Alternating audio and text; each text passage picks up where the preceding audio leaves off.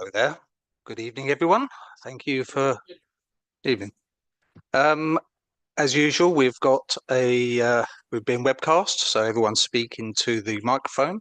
I have had a request from people trying to view it online that not everyone could be heard, so I may just prompt you this evening if you're not speaking into the microphone.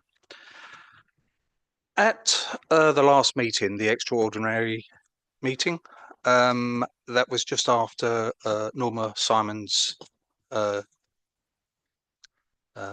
departure, and I said that we will have a minute's silence for this, but we'll do it at the first full meeting, which is today. So in a moment, I will invite you to join me in a minute's silence, be upstanding and show our respects. And then afterwards, I will invite some of the leaders and some of the other individuals who knew Norma to speak.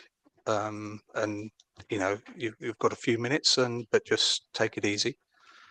Yes, if you could join me then for a minute's silence, be upstanding, show our respects. Thank you.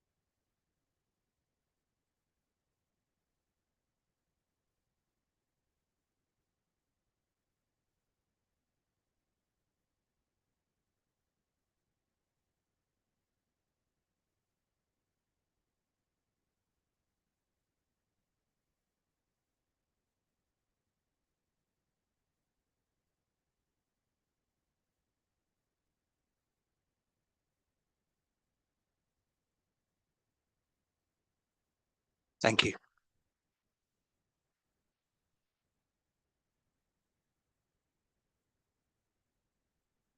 So I'll open up the floor initially to the group leaders, if possible. I know I've had a couple of requests. Does anyone want to speak? Councillor Deering. Thank you very much, Mr. Chairman. I would, on behalf of the Conservative group here this evening and the wider Conservative group, and if I may make the presumption, anybody I think that has ever known Norma or dealt with Norma, just like to say a few words. Very sadly, we lost Norma in August. She was 76. For those of us who knew Norma and had the privilege of seeing her work as a councillor, it goes without saying that she was a larger-than-life character and a very special person. Norma served as an East Herts District Councillor representing Bishop Stortford Central Ward for 12 years, from 2011 to 2023.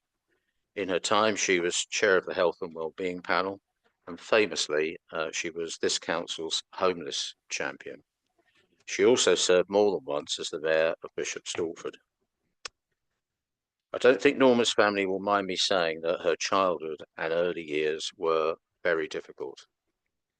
She was disowned by her adoptive parents and had a very tough time.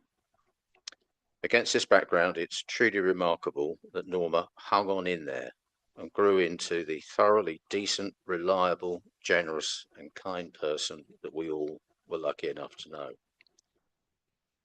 I don't think it's an exaggeration to say that if Norma ever became aware of anyone who needed help, she would do her best to provide it. My own personal most telling memory of Norma is seeing her in this room in tears because she didn't feel she was able to assist a resident as much as she felt the resident deserved. Norma leaves daughters Fiona and Lizzie, sons John and Peter, and 4 grandchildren, all of whom can be immensely proud of Norma's achievements and legacy. Bishop Stortford knew what they had in Norma. The testimonies, love and thanks on display at her funeral were many and moving. Very few people received spontaneous public applause on their final journey, but Norma did, which says it all. Norma was a very special person, and we will miss her enormously. Thank you very much. Thank you, Bob. Is there anyone else that wants? Mahoney? Thank you, Mr. Chairman. Yes. I endorse everything which Councillor Deering has already said. Former Councillor Norma Simons, twice Mayor of Bishop Stortford, was a truly remarkable lady. I knew her for many years, and although we were from different political parties and we often disagreed on policies, we were still able to work together on many different community projects. We worked together on Company at Christmas. That's the party in Bishop Stortford, those who are on their own on Christmas Day. We also worked together on Bishop Stortford Food Bank, setting it up and running it. If anyone was in need, Norma was always willing to help. She championed the homeless and the most disadvantaged people in our community. She respected them and helped whenever she could. Her death leaves a big hole in our community, and she will be sorely missed. Thank you. Thank you, Mahoney. Ben? Thanks, Chair. Again, I want to echo what Mahoney and Bob have said. I only knew her in 2019, from 2019 onwards, but you didn't have to know her for very long to see how compassionate she was and the fact that she was a genuine force of nature. We've talked about her work with homeless people, but she really did care across the board. And so obviously, I think on behalf of the Green Group, we want to send her family and friends our condolences. Thank you. Thank you, Ben. David? Thank you. Rather than telling you who Norma was, I wanted to share a couple of anecdotes about the Norma I knew and miss. I first got to know Norma in 2019 when we were opponents in the local elections of that year for Bishop Stortford Central Ward. On the day of the election, we were both telling at the polling station in Havers Community Centre. There was only a trickle of voters going past, but lots of people, only a trickle of voters coming in, but lots of people walking past. And what was striking about that occasion was that virtually everybody seemed to know Norma. Everybody had a short conversation with her about their lives and their families. And it was in that half hour or so that it became very obvious to me that if ever there was any doubt, the result of the election was a foregone conclusion, and of course, so it turned out. The following year, as we all remember, saw lockdown, and although at the time Norma was Mayor of Bishop Stortford, she still found time to be one of the founder members of Red Kite, the East Herts charity for rape and sex abuse survivors. My wife was also one of the fellow founders, and as a result of that, our garden patio became the unofficial boardroom for trustees' meetings, often supported by the occasional bottle of wine.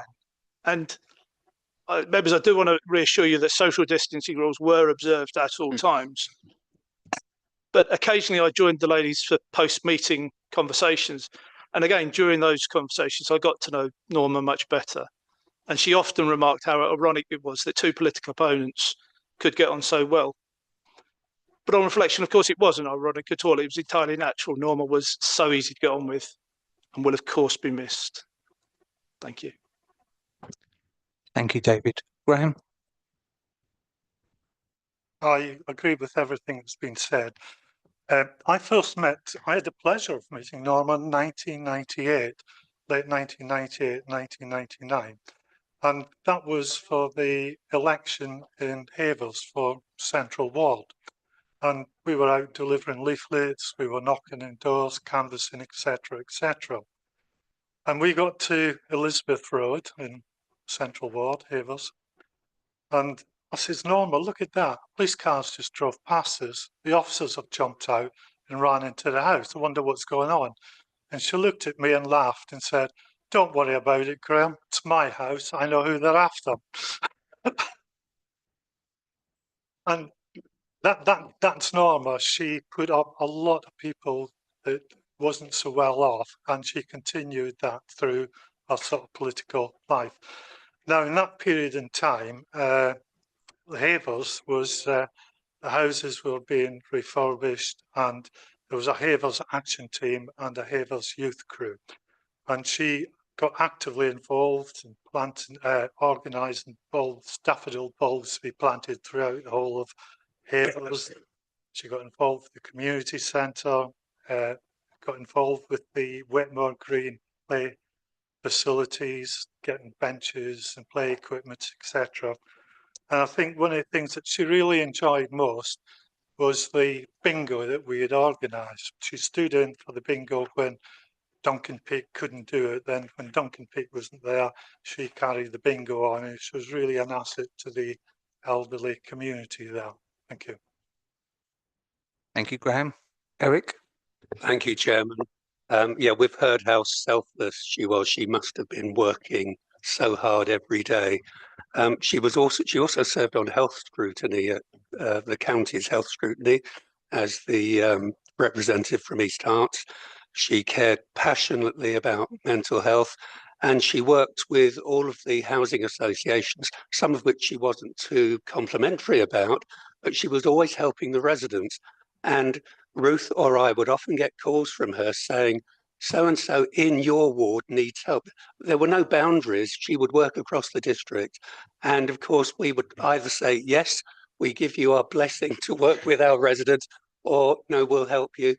Very often it was, can you get some carpet for so-and-so who's just moved into their new house, or they need some furniture. There was always something that Norma would do for all of the residents. So God bless her. And you know, she lived a fantastic life in the end. Thank you, Chairman. Thank you very much, Eric. Chris? Thank you, Chair. I'd echo everything that's been said so far. I'd say I'm proud to have called Norma a friend. I wanted to relay just something that happened when I first became a councillor in 2019. It was the first time I had to speak on behalf of residents in a licensing subcommittee, and I was rather nervous. And I told Norma about this beforehand, and I turned up to this subcommittee, and there in the gallery was Norma. So I was rather confused and said, "What are you doing here?" And she said, "I'm here to support you." So it was really just to add to what's been said, that she was happy to collaborate and work with people of any colour. Of course, she was Conservative, but of any stripe, any political stripe. And her priority was always serving residents and helping people and getting the council to work properly. And I think we can all take a lesson from that. Thank you, Chris. Ian? Thank you, Chair. I agree with everything that everybody else has said. Norma was obviously a champion for the homeless. If any councillor had a problem with homelessness in their ward, Norma would step in and take over. She literally sorts everything out for you. On several occasions, she invited homeless people to stay at her house because they had nowhere to sleep. Our previous leader, Linda Hazier, and the police told her on numerous occasions, "Please, Norma, do not do this. You could be putting yourself into danger." But Norma ignored them because where were these people going to sleep? She had to do something to help them. That was Norma. Thank you. Excellent. Thank you, Ian. Well, thank you very much. I think that's a very respectful and very friendly words spoken. So thank you very much. Ben, leader's announcement. Thank you very much, Chair. I've got no specific announcements to make, but I'd like to hand over to Councillor Sarah Hopewell, who has some updates on Beam, please. Thank you, Councillor Crystal. Yes, it's just to share some positive news about Beam. You may have seen this already, but if not, Beam was nominated and then went on to win the Excellence in Sustainability Award at the recent UK Theatre Awards, which is great. And there was a stiff competition for that. So well done for everyone involved in that. They've also been nominated for 3 other awards. So the Civic Trust Award, which recognises exceptional architecture, urban design and public spaces. The Institute of Structural Engineers Award, which honours excellence in structural engineering, and the Brick Award, which again is one of the most prestigious awards in UK construction industry, recognising excellence in brickwork. So we don't know. I mean, not everyone may agree with that, but it's really great that it's become really well recognised as a venue in this way, and it's been nominated for so many awards, and that's a testament to everybody who was involved in the project. So just to share that good news. Thank you very much. Apologies for absence today. Yes, we have apologies from Councillor Boylan, Councillor Butcher and Councillor Williamson today. Thank you very much. Minutes, we've got 2 lots of minutes today, one being the previous full council and the other being the extraordinary council meeting, 23rd of July and the 20th of August. Are there any amendments to the minutes? No? Oh, that's good. So a proposer. Now that proposer's got to be at both meetings. So yes, I'd like to propose both these minutes, and I was at both meetings. Excellent. Thank you very much. And a seconder. I can second the council meetings, but I wasn't at the extraordinary meeting. So can somebody else second that? Vicky. I'm happy to second the ones for the extraordinary meeting. Thank you very much. Could I have a show of hands? Those in favour? Thank you. Against? And abstentions? Thank you. That has passed. Declarations of interest. Are there any declarations of interest concerning this evening's agenda? I have a non-pecuniary interest in the residence permit zone policy because I live on one of the roads that is mentioned in the papers. Thank you very much. Any more? No, thank you. So the first key point here, public questions, which is in the supplementary agenda. Sorry, Bob, can you turn your microphone off? Oh, yeah, sorry. Yeah, no problem. May I invite, so there's 2 questions tonight. May I invite Mr. Hugh Jones to ask his question? Thank you, Chairman. Through you, the question is for the Executive Member for Financial Sustainability. Is the Executive Member aware of the offer made by Bishop Stortford Town Council in December of last year, and then repeated on several occasions thereafter, to purchase the freehold title of Thorley Community Centre from East Herts District Council in order to ensure that the sites can continue to operate in this way by providing a much needed community service? And if so, can he say when the council will be able to take a decision on this matter? Thank you very much. Is that you, Carl? Thank you. Yeah. I'd like to thank Hugh Jones, Chief Executive of Bishop Stortford Town Council, for his question. I am aware of the offer made by the Town Council to purchase the freehold of Thorley Community Centre site from East Herts Council. Just for clarity, I've noted that the question could be read as suggesting that selling the community centre to Bishop Stortford may be the only way to allow it to continue to operate. That isn't the case. The current trustees, who hold the ground lease issued by the council, have told us they would ideally like to step down and are having difficulty finding replacements. And we are open to a discussion at any time with the trustees about alternative management arrangements should the trustees find that useful. The Town Council approached East Herts about possible acquisition of the community centre late last year. We had not had any contact from the trustees at this point.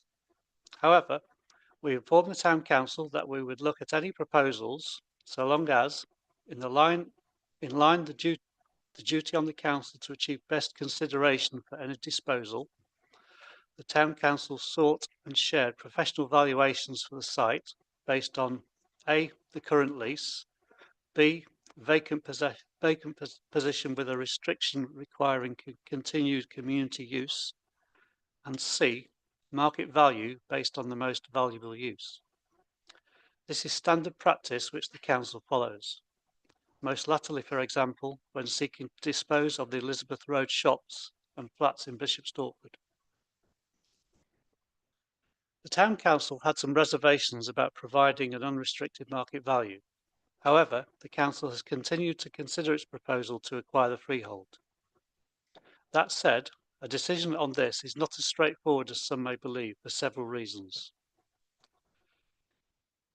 including A, the multiple adjoining land holdings the Council has in the area, which would militate against fragmenting the overall site by disposal of just one part of it. Severing a wider site is not best estate management practice, as it can fetter future use of the whole landholding. B, the issue of access to the adjoining football club site in the Council's ownership, which would need to be carefully considered along with any impairment to the site's use and or value if the community centre site were to be sold. And C, more latterly, a need to consider the future position of a successor unity authority with regard to land holdings that would transfer from East Herts Council into its ownership. None of the above factors rule out assisting the trustees or investigating disposal.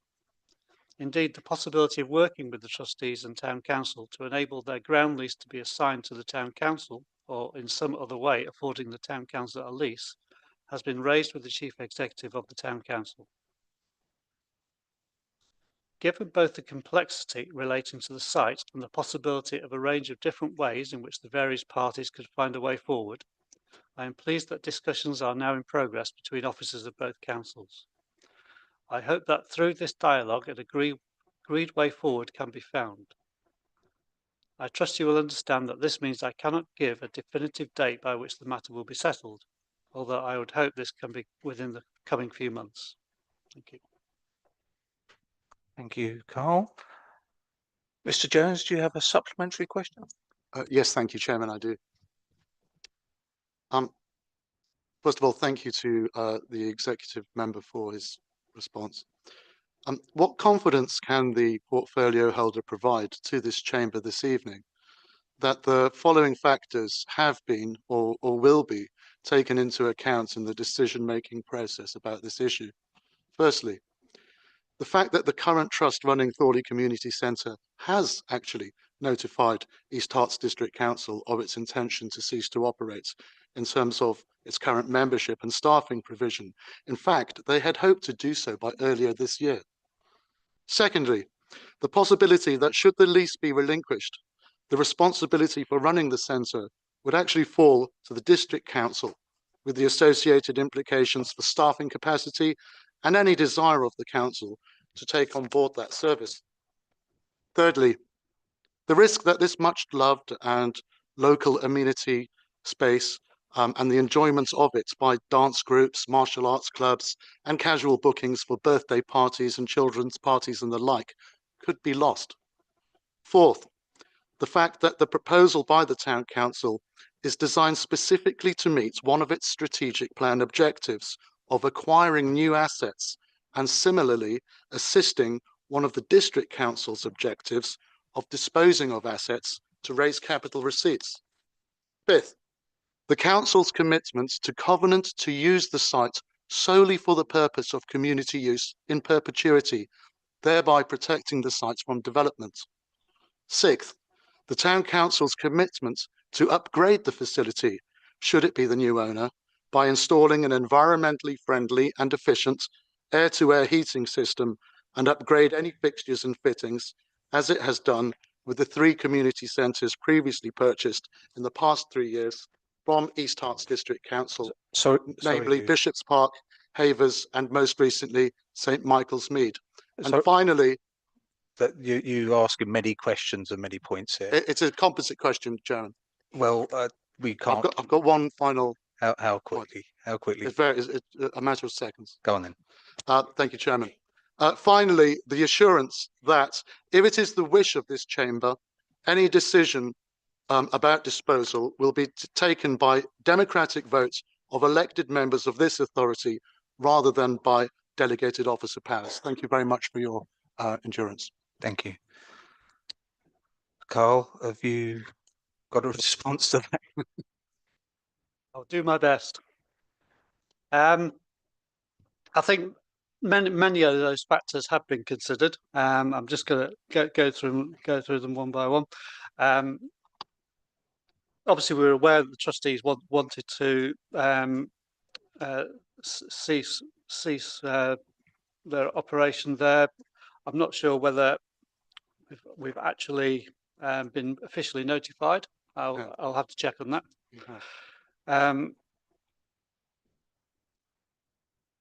Second point, I'm just trying to work out what I've written down here. I'll come back to that. I don't believe there's any risk of loss of the facility. In whatever circumstance, the district council can take it on and effectively run it as we do in many other community centres. So that there's no risk there. So that has been taken care of. Yes, we understand the desire of the town council to acquire new assets. That is not unusual at the moment. But obviously we have to consider the strategic land holding of the district council and how any acquisition would affect that. We understand, yes, the commitment of the council to run it as a community facility and obviously to do whatever upgrades would be needed. I cannot assure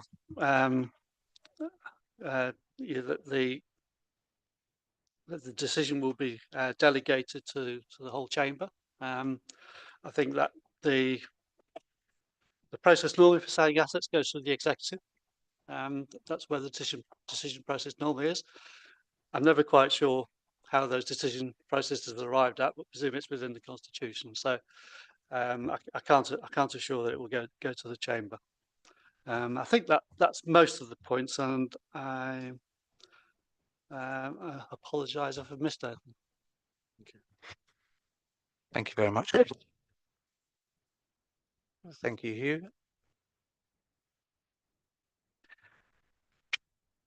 The second question, may I invite Dr. Graham Smith to ask his question?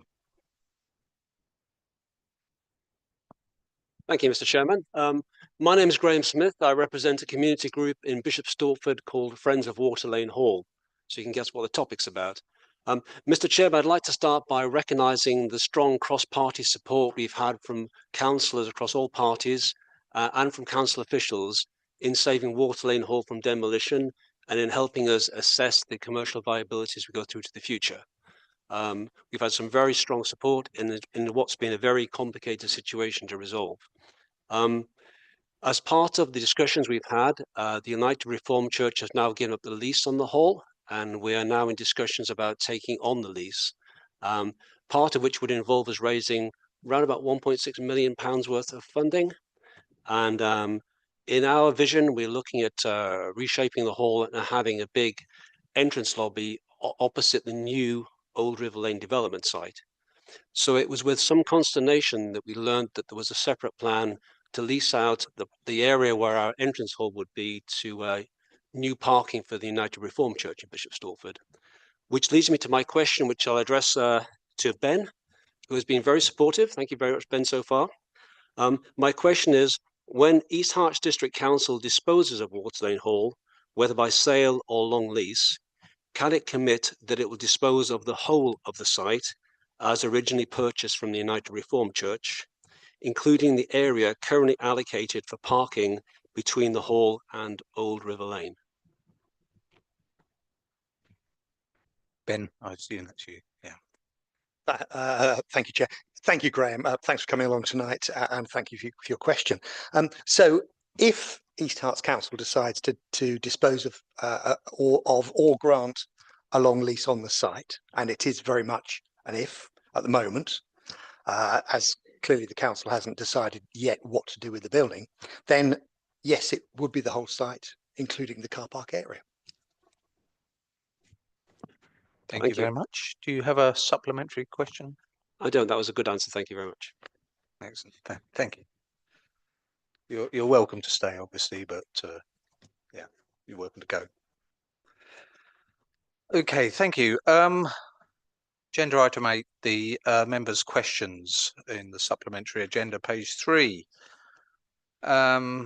5 questions submitted.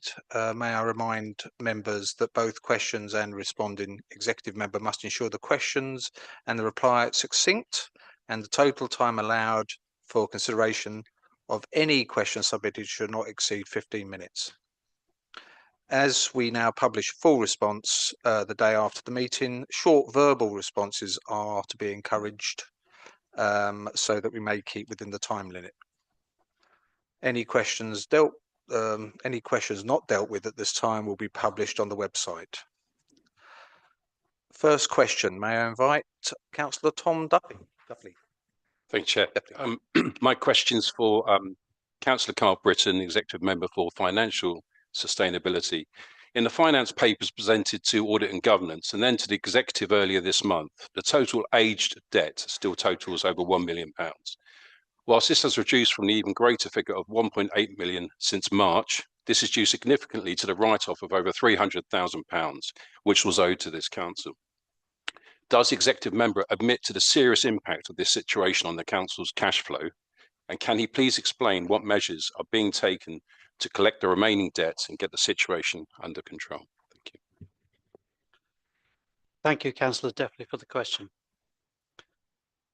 Yes, the Executive acknowledges the serious impact that aged debt has on the Council's cash flow. At 31st of March 2025, the total outstanding debt over 3 months stood at 1.94 million, which included 1.76 million aged over 6 months and 0.18 million aged between 3 and 6 months. Since then, £300,000 has been written off following a thorough review and in line with financial regulations, where debts were deemed irrecoverable after all reasonable recovery efforts have been exhausted. This leaves 1.64 million as the adjusted aged debt position. By the end of July 2025, the aged debt had reduced to 1.052 million, meaning that 588,000 has been successfully recovered over that period. Whilst aged debt is clearly problematic, members are reminded that in June 2023, debts over 120 days were 1.878 million. So the recent improvement represents a huge improvement over the position this administration inherited. I'd like to thank officers for all their efforts in achieving this success. To continue improving this position and to reduce the impact on cash flow, the Council has implemented the following measures. Number 1, earlier and more proactive engagement with debtors, including automated reminders and direct contact. 2, improved internal processes to ensure timely and accurate invoicing across all service areas. 3, use of external recovery agents where appropriate to pursue outstanding debts more effectively. And 4, regular monitoring and reporting to Audit and Governance and Executive, as well as monthly reports to the CFO with the aim to send out our regular reports to services and directors to maintain oversight and accountability. Further improvements are being explored to strengthen our financial resilience and ensure aged debt is kept under control. Thank you. Hello, Councillor Defley. Do you have a supplementary question? Yeah, I do. Thank you very much. Thank you for your answer. Do you have a figure on how much debt you expect to recover between now and the end of the financial period, being March 26? And could that money be used to reduce council tax bills? Thank you very much. I don't have a figure as to how much can be recovered. Obviously, many of the debts are complicated, often go back several years, and we are currently actively investigating many of these large debts that are old.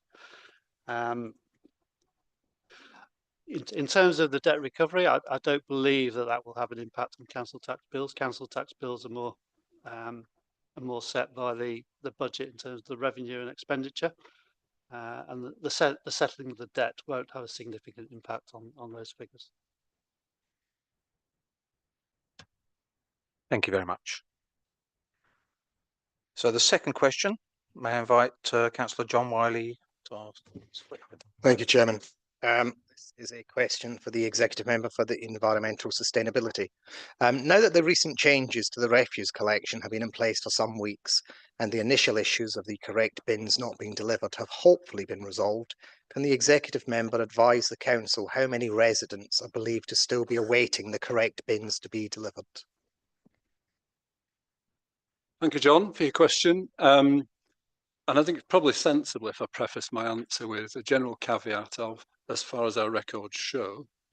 And that's not intended as anything but just a comment to reflect the reality that the waste team and myself are only aware of what we're told. It's very difficult to know, the unknown, as somebody once said. But here's a few stats to set the context. So we've got 66,452 households in East Herts. That's according to the monitoring report in 2023. Each household needed 3 containers, a 23-litre brown outside food caddy, a 5-litre green under the sink caddy, and a 180-litre purple lidded bin. There was some variance on that with larger bins, but they're all in that same number. In addition, each household needed a small starter of food caddy liners, a set of 2 stickers and a briefing note summarised in the new service. So a staggering 200,000 items. And it won't surprise you to know that we haven't delivered every single one of those. But as of earlier today, the waste team report that they've delivered all the bins necessary for the new residual waste and recycling process to each household. Now, is that the same as saying that every household has exactly what they need? And potentially not. But the situation can only be rectified if those residents highlight that either through yourself or other ward councillors, or use it directly with customer services. So we'd urge everybody in the chamber, if you've got residents who are still without, to urge them to get in touch and we can remedy that situation. Thank you very much. Councillor Wiley, do you have a supplementary? I do have a supplementary. I appreciate the logistics. I mean, my personal experience is I had no purple bin delivered, and then I ended up with 4 purple bins. Ian Devonshire managed to take one to Much Haddam. The last time I had a purple bin delivered, it's because my bin wasn't actually emptied. So rather than just come along and empty it, they took the whole bin away and gave me a brand new bin again. So I do understand that there have been some logistical problems. Can the Executive Member assure the Chamber that these logistical problems were not caused by East Herts not giving correct databases to the actual contractors? Yes, I can. If you want a fuller answer, I suggest you come to overview and scrutiny on the 4th of November, where we'll be exploring that very subject. Thank you. Thank you very much. Question number 3. So, Councillor Holt, did you ask your question? Thank you, Chair. And my question is for the leader of the council. Since his recent election, the new leader of the Green Party, Zach Plansky, appears to have shifted his party's policy focus away from environmental priorities and towards more radical social policies. This includes supporting his party's recent conference vote to abolish landlords, advocated for a more relaxed approach to immigration, and expressed support for the complete legalisation of drugs. These policies would clearly have a significant pressure on our local housing supply in East Herts, alongside our central local services. Will the leader and his colleagues be seeking to implement these Green Party policies at a local level here in East Herts? Thank you. Ben, yeah. Aubrey, thank you very much. Thanks for your interest in the Green Party and for highlighting our new leader. Since Zach Polanski was elected in September, our membership has doubled to 130,000 people, with a significant rise here in East Herts. This growth, averaging about one new member every minute, it suggests our policies, rather than being radical, actually represent what many people are actually crying out for. Policies that meaningfully address the climate crisis, as well as better social justice for all. After all, environmental justice and social justice are inextricably linked. And if we are to have a thriving and sustainable future, it is essential to address both. Now, you mentioned those three policy issues, and I've got a very detailed response, which I'm very happy to read out now, but it would take about 5 minutes. And so I'm not going to do that. I'm going to put that obviously to Democratic Services, and you will receive that in due course. But what I would say now is I do stand by our policies. They're not dogma. They are evidence-based, supported by experts and backed by those most impacted by the issues. Will I be implementing them here? At local government, we do not have the power to abolish landlords. We don't have the power to set immigration policy or create drug legislation. So your question either suggests you anticipate Greens playing a much greater role in government, in which case I'm absolutely delighted that you have faith in us and our policies. Or alternatively, that you don't understand what East Herts Council has responsibility for, in which case I'll be very happy to arrange some training that might help. Councillor Holt, do you have a supplementary? I do, and thank you, Chair. A recent report has showed that the number of heroin-related deaths in Hertfordshire has almost doubled over the last year. Given this shocking statistic, does the Leader of the Council support his party leader's position calling for the full legalisation of all drugs, including heroin and crack cocaine, which would have a significant impact here in East Herts? Thank you, Aubrey. So, as you say, last week, the ONS revealed that the number of drug-related deaths in England and Wales had risen to the highest level since records began. It's very clear that your war on drugs has failed. Many drugs are deadly, we know that, but we also know that people are going to take them. So, for years, the Green Party has been very clear in its request, in its ask, why are we leaving them unregulated, but controlled by the black market and by gangs who are putting them into the hands of our children? We want to see a situation where public health professionals can dispense them in a regulated manner. It's about redefining addiction as an illness, providing extensive treatment and recovery support, moving drug users away from the judicial system and towards professional care. Many families with children many families whose children have died from drug overdose support this legalization and regulation approach. Evidence shows it can work. Portugal decriminalized personal possession of all drugs in 2001, and data shows that Portugal's drug situation has improved significantly in key areas. HIV infections and drug-related deaths have decreased without a dramatic rise in use feared by some. Rates of drug use have remained consistently below EU averages.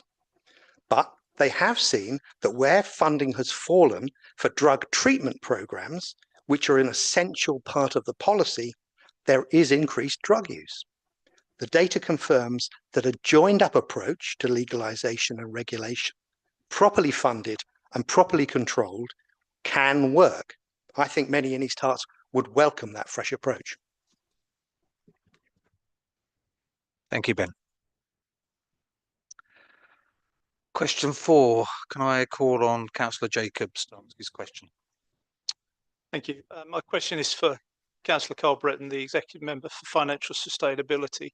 Before I read the question, I just want to preface it by saying that I anticipate the answer will have a lot of detail in it. So obviously it's fine if you want to write with that detail. But my question is, how many of the properties owned by the District Council have energy performance certificates? And of these, how many of the properties are assessed at E or below? And what actions are the council taking to improve the energy performance of those buildings? Thank you, Councillor Jacobs, for the question. In total, 56 properties owned by East Herts Council have energy performance certificates, EPCs. Of these, the most up-to-date ratings show 3, which is 5%, to be at the E level. There are no properties with an EPC rating below E. With regard to improving the E ratings, 2 of the properties form part of the shops and residential block at Elizabeth Road, Bishop Stortford, that the council is in the process of selling. The selected bidder informed us as part of their bid that they plan to carry out energy efficiency improvements once they take ownership. Third property with an E rating is the old Scout Hut in Seal Farm in Hertford. This property has been let to the Active in the Community Interest Company, which provides sports development and community engagement work in the district. They have recently installed an air source heat pump, and so it can be expected that the next EPC rating will be higher. Thank you. Sorry, we've run out of time. I get the follow-up though, don't I? But if there's a quick supplementary, then thank you. Follow-up is, as you didn't mention in your answer to the Waterlane Hall, but presumably that's E or below, probably well below. Waterlane Hall and the Lemon Tree Restaurant acquired as part of the Old River Lane development do not have EPCs. Waterlane Hall has been exempted to date from requiring an EPC due to its use for religious activity by the United Reformed Church. So the requirement for an EPC has not fallen to the council. If the status of either were to change, the council will get an EPC if and when is required. thank you very much. I'm afraid we haven't got time for your last question, so that will be posted on the website. Next agenda item, the executive reports. This relates to the executive meeting on the 7th of October. May I invite the leader to present this report? Thank you, Chair. Since our last full council meeting, which was in August, the executive met on the 7th of October, and 3 items from that meeting are coming before full council tonight this evening for your consideration. The first is a review of the resident permit zone policy, and I'm going to pass on to Councillor Tim Hoskin for that.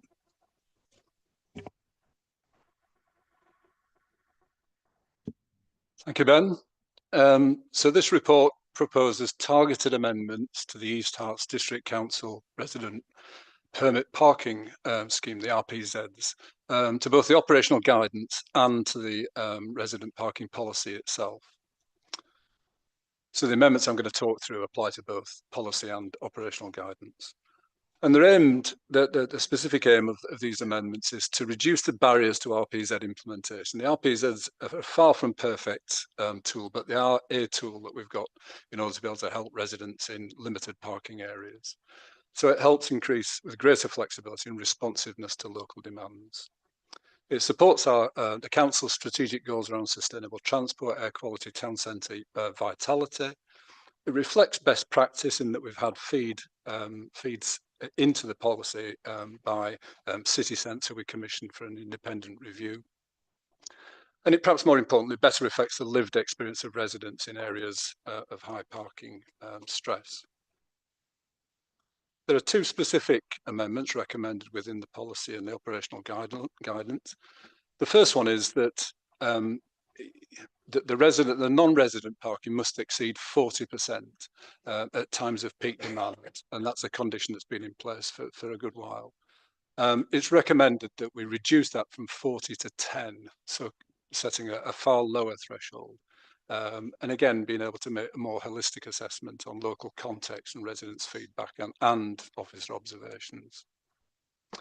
The second one is to reduce to a minimum of 50% the requirement for sufficient curb space. It currently sits at 75% of the total footprint of the RPZ, and we're going to reduce that to 50%.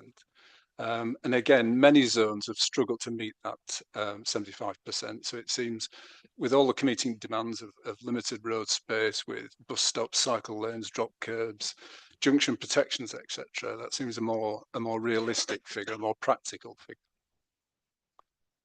So those two changes are the proposal in the proposal this evening. They're detailed in the paper, and I'd like to propose that for this meeting. Thank you. Thank you very much. Do we have a seconder? Councillor Wilson. Very happy to second this proposal, and I reserve my right to speak. Thank you. Thank you very much. Does any member have any questions or comments relating to this? Councillor Horner. Thank you, Chair. Just to say that I welcome these changes. As members may have noted from the appendix to this report, two of the schemes that have been put, areas that have requested a residence parking zone are within my ward, the ward I represent. One of those have been requesting an RPZ, I think, since 2008, maybe even longer, but certainly that's that length of time.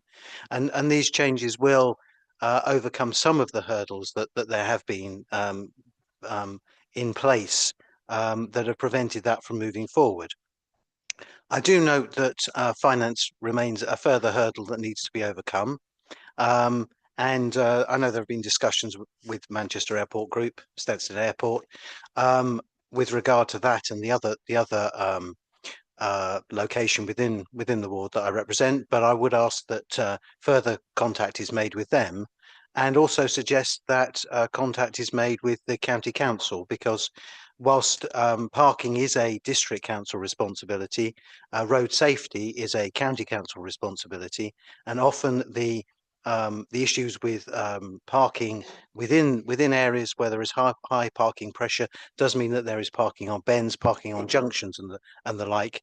And so there may well be some synergy between the issues being tackled by county and district, and that may well help with that issue around funding as well, or they may be able to assist. So I would very much welcome these changes to the policy, and also some of the other changes that weren't actually implemented from the earlier study.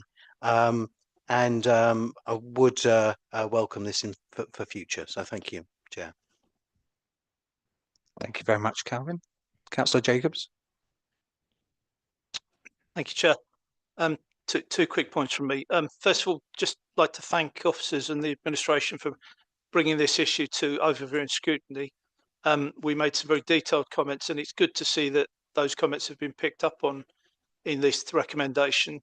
Particularly, I thought it's good to see that the recommendation about giving officers discretion around exceptional cases, glad to see that one's been dropped, because it was, although superficially attractive, I think had lots of problems in stored downstream.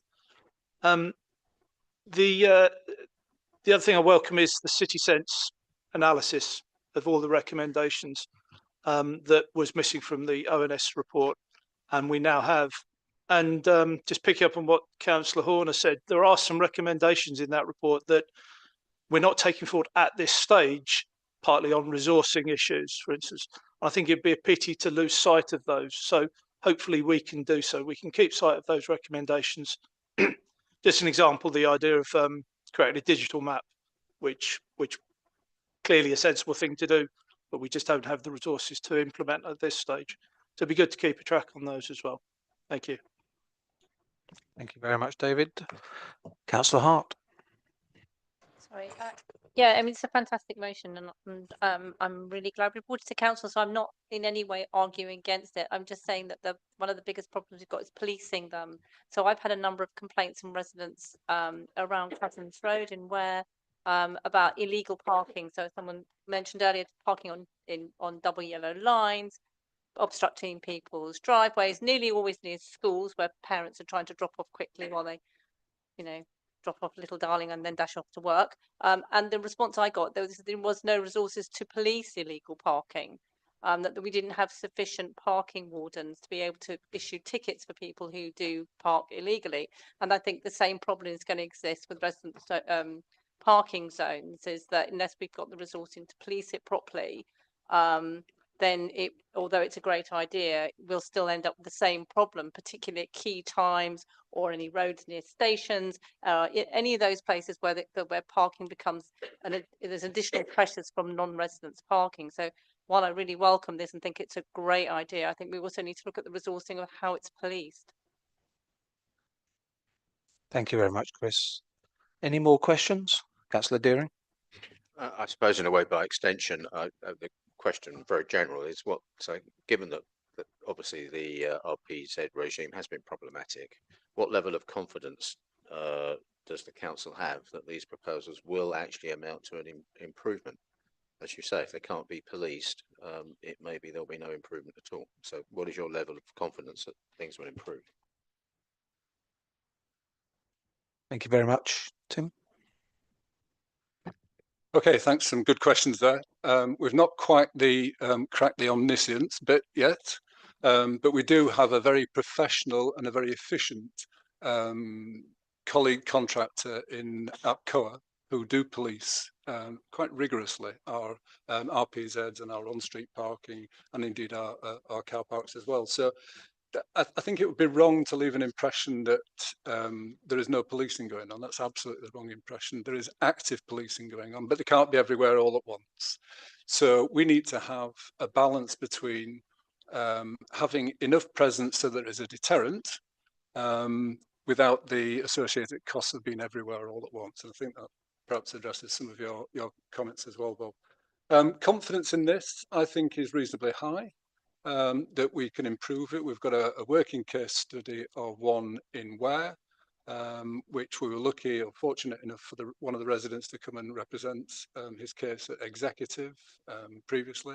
I've subsequently met with him, met with the officers, and we've got a better design out of that. So the likelihood of that particular RPZ, if it gets to be successfully implemented, I think are high. My confidence would be good with that.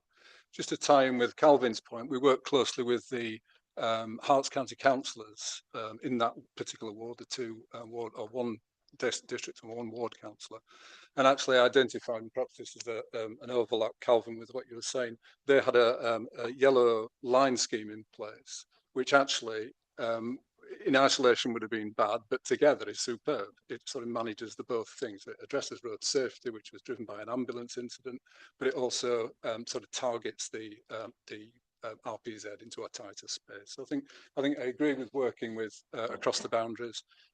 Funding is always going to be an issue for these, but we'll work out to fund where we can. Thank you very much, Tim. Councillor Buckmaster. Thank you, Chairman.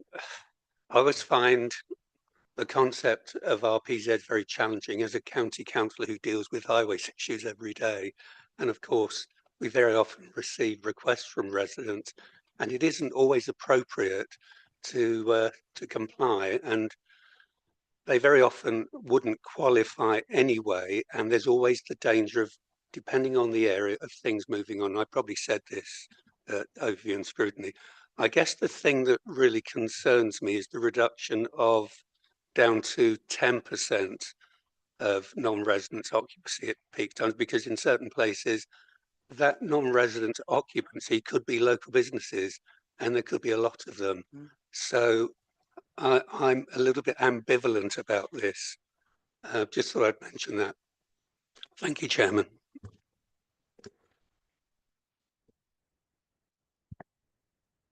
Sorry. If that's any more questions or no? Chris, do you want to? Yeah, thanks, Chair. Mainly Councillor Horne has stolen my thunder, to be honest, because my three of those roads were once in my ward in 2019, and now one of the roads is. And like him, I've witnessed many emails from people complaining about the need for RPZs and the lack of parking space due to really mainly Stansted Airport fly parking in the east half of Bishop Stortford. It does go back decades. Many people have told us that. I think my point really is that it was quite obvious for a while that certainly for some roads there really was a problem, and yet the policy was saying there wasn't a problem in terms of its technicality. And this is why we need this, what you might say is flexibility, to address the legitimate points from Councillor Buckmaster. I think We must have to remember this is a minimum requirement. Just because they meet that bar doesn't mean we have to say yes to them. And indeed, local councillors have to be in approval of the scheme. So, and hopefully they would consult with any county councillors if they weren't a county councillor before approving of it. So I think this gives a lot of opportunity for people that have a genuine problem, which wasn't addressed by the previous policy, to actually be able to have what they need, which I think is an RPZ, which, you know, from listening and seeing in action exactly what happens, particularly at times when Stansted Airport's more popular to certain roads, I think it's very welcome. Thank you very much. So could we have a show of hands, please? Those in favour? Thank you. Against? Thank you. And abstentions? Yeah. Thank you very much. That's carried. Item 9B then. Is this you, Vicky? Yep. Thank you, Chair. As a district council, we are required to have a statement of gambling principles for regulation of non-remote gambling activities, which is often referred to as a gambling policy, and this must be reviewed every 3 years. Whilst East Herts historically has low numbers of gambling licences with around 200 to 230 per annum over the last 3 years, it is important to have a robust statement of principles should applications for other types of premises be received in the future. Also worth noting that East Herts has very low numbers of complaints regarding gambling over the past 5 years, with the only gambling complaints that have been received relating to poker in pubs. Poker is permitted within certain limits without the need for a licence, so whilst matters have been looked into, they have not resulted in any enforcement action. In July, I brought the consultation on the gambling policy to the executive and then to full council for endorsement. As there had been no changes to the relevant legislation or guidance, there were no substantive changes to the statement, but officers did review the wording to clarify, as this can be a somewhat complex and a slightly dry subject. The drafting has been considered by the members of the licensing committee and no amendments were proposed, and the chair of the licensing committee commented that she thought that the detail in the report was extensive and that it was reassuring to have such a policy ready if needed. The public consultation on the revised policy has been completed and there were 2 responses from members of the public. Neither response raised concerns on the policy itself, but were mainly concerning points around gambling that are out with the control of East Herts Council. As such, the consultation responses have not resulted in any amendments to the draft policy previously presented. So I'd like to propose that following the public consultation, the draft statement of licensing principles under the Gambling Act, including any amendments, be adopted. Thank you. Thank you very much, Vicky. Is there a seconder for this motion? Joe, do you want to speak or? Okay, thank you. Any questions or comments, please?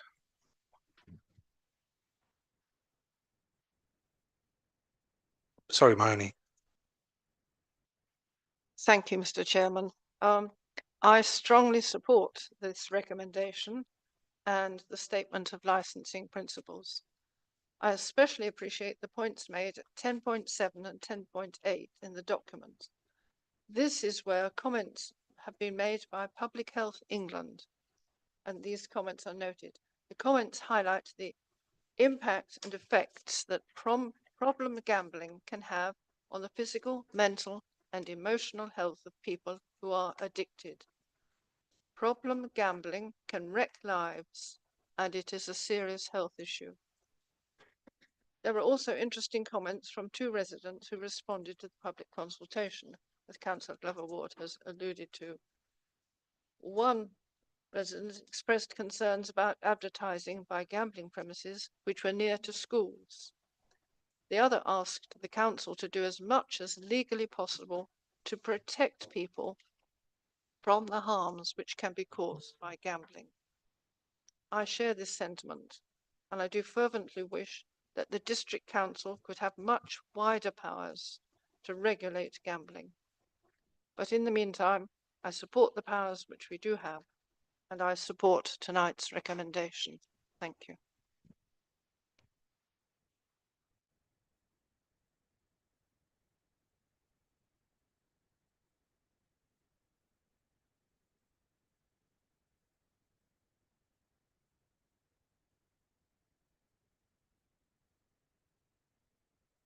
sorry. Show of hands in favour? Yes. That looks nearly unanimous. Against? And abstentions? No, that was unanimous. Thank you very much and carried. The last item here on this agenda item, Treasury Management. Can I have someone to propose that? Thank you, Chair. The SIP for Code of Practice requires the Council to approve Treasury Management reports twice yearly. The Treasury Management Outturn Report for 24-25 is shown in the appendix. The report gives background on the external economic environment for the year. A particular concern to this Council is the 10-year gilt rate, which rose from 3.94% to 4.69% during the course of the year.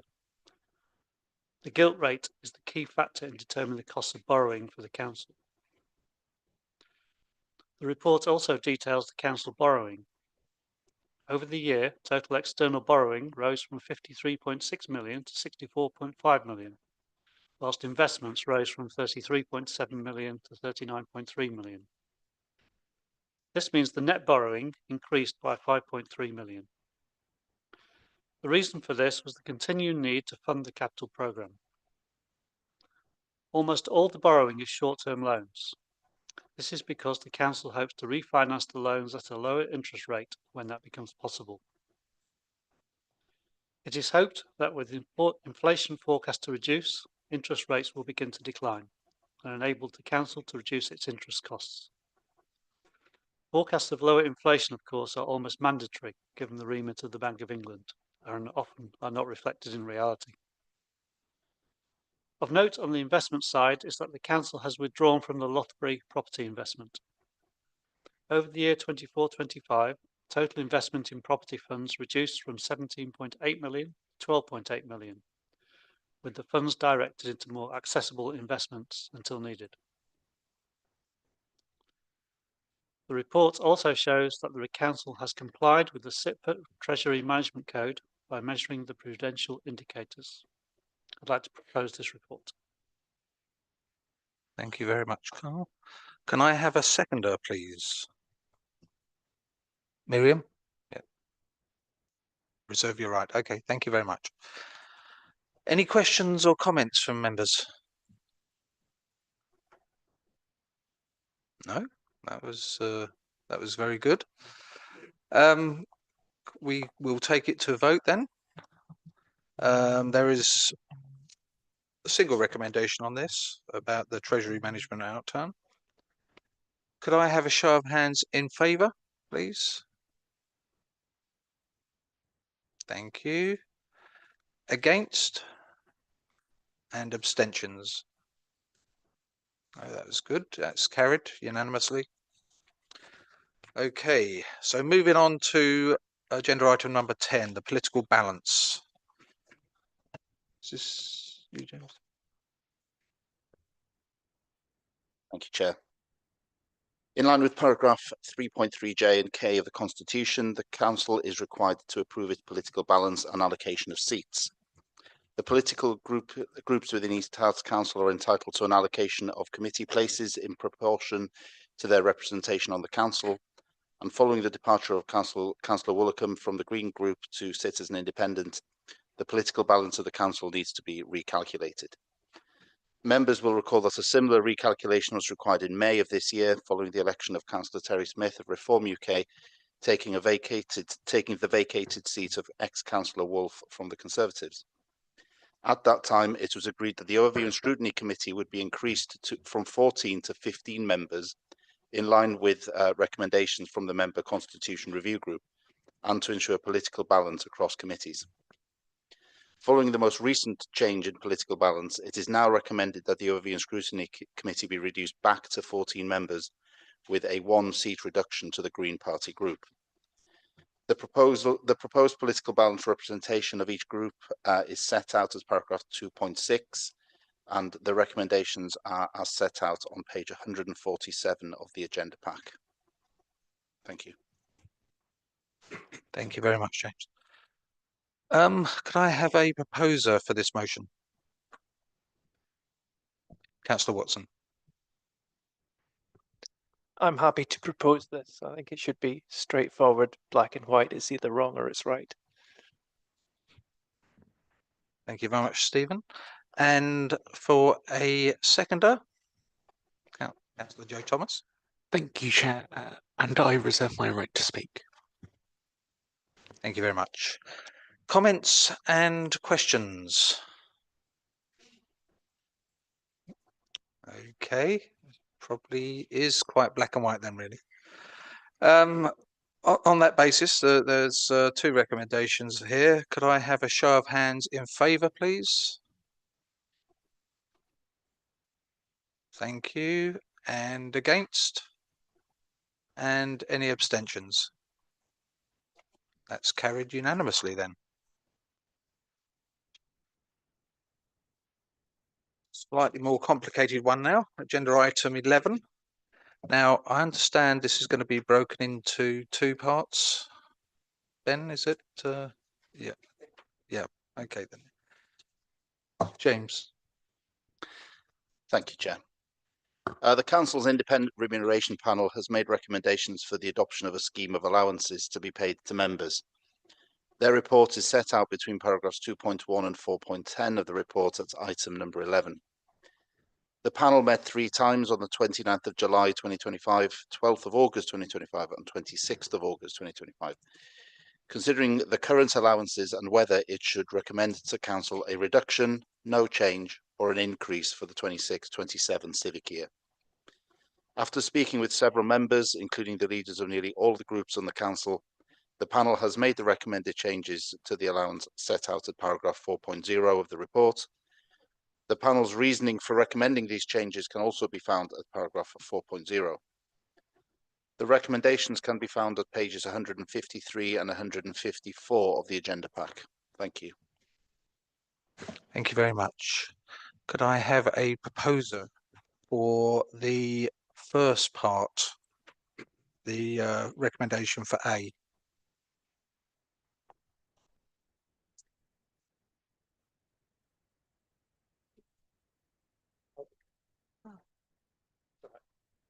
I'm happy to propose that. Yeah, thank you. Thank you very much. And I think, Alex, were you going to? Yeah. I'm happy to second A, the increase in the basic allowance. Thank you very much. Could I, Hermione? Yes, Yeah. thank you, Mr. Chairman. I would like to propose an amendment to Part A of these recommendations. I'm sorry that people haven't seen my amendment, but some people do know that I am proposing that there should be an increase in the basic allowance, but that it should only be £500. So I would like to propose that amendment, and I would like to speak on that, please. Certainly. Have we got a seconder for that motion, that amendment?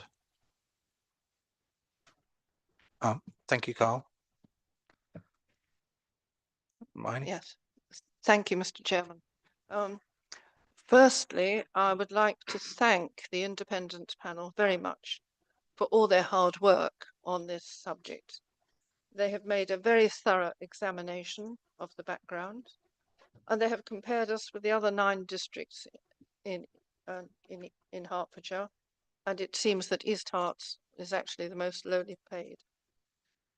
The cost to the council of bringing in the full recommended increase would be £41,000, and this could be very difficult for the council given our present financial position.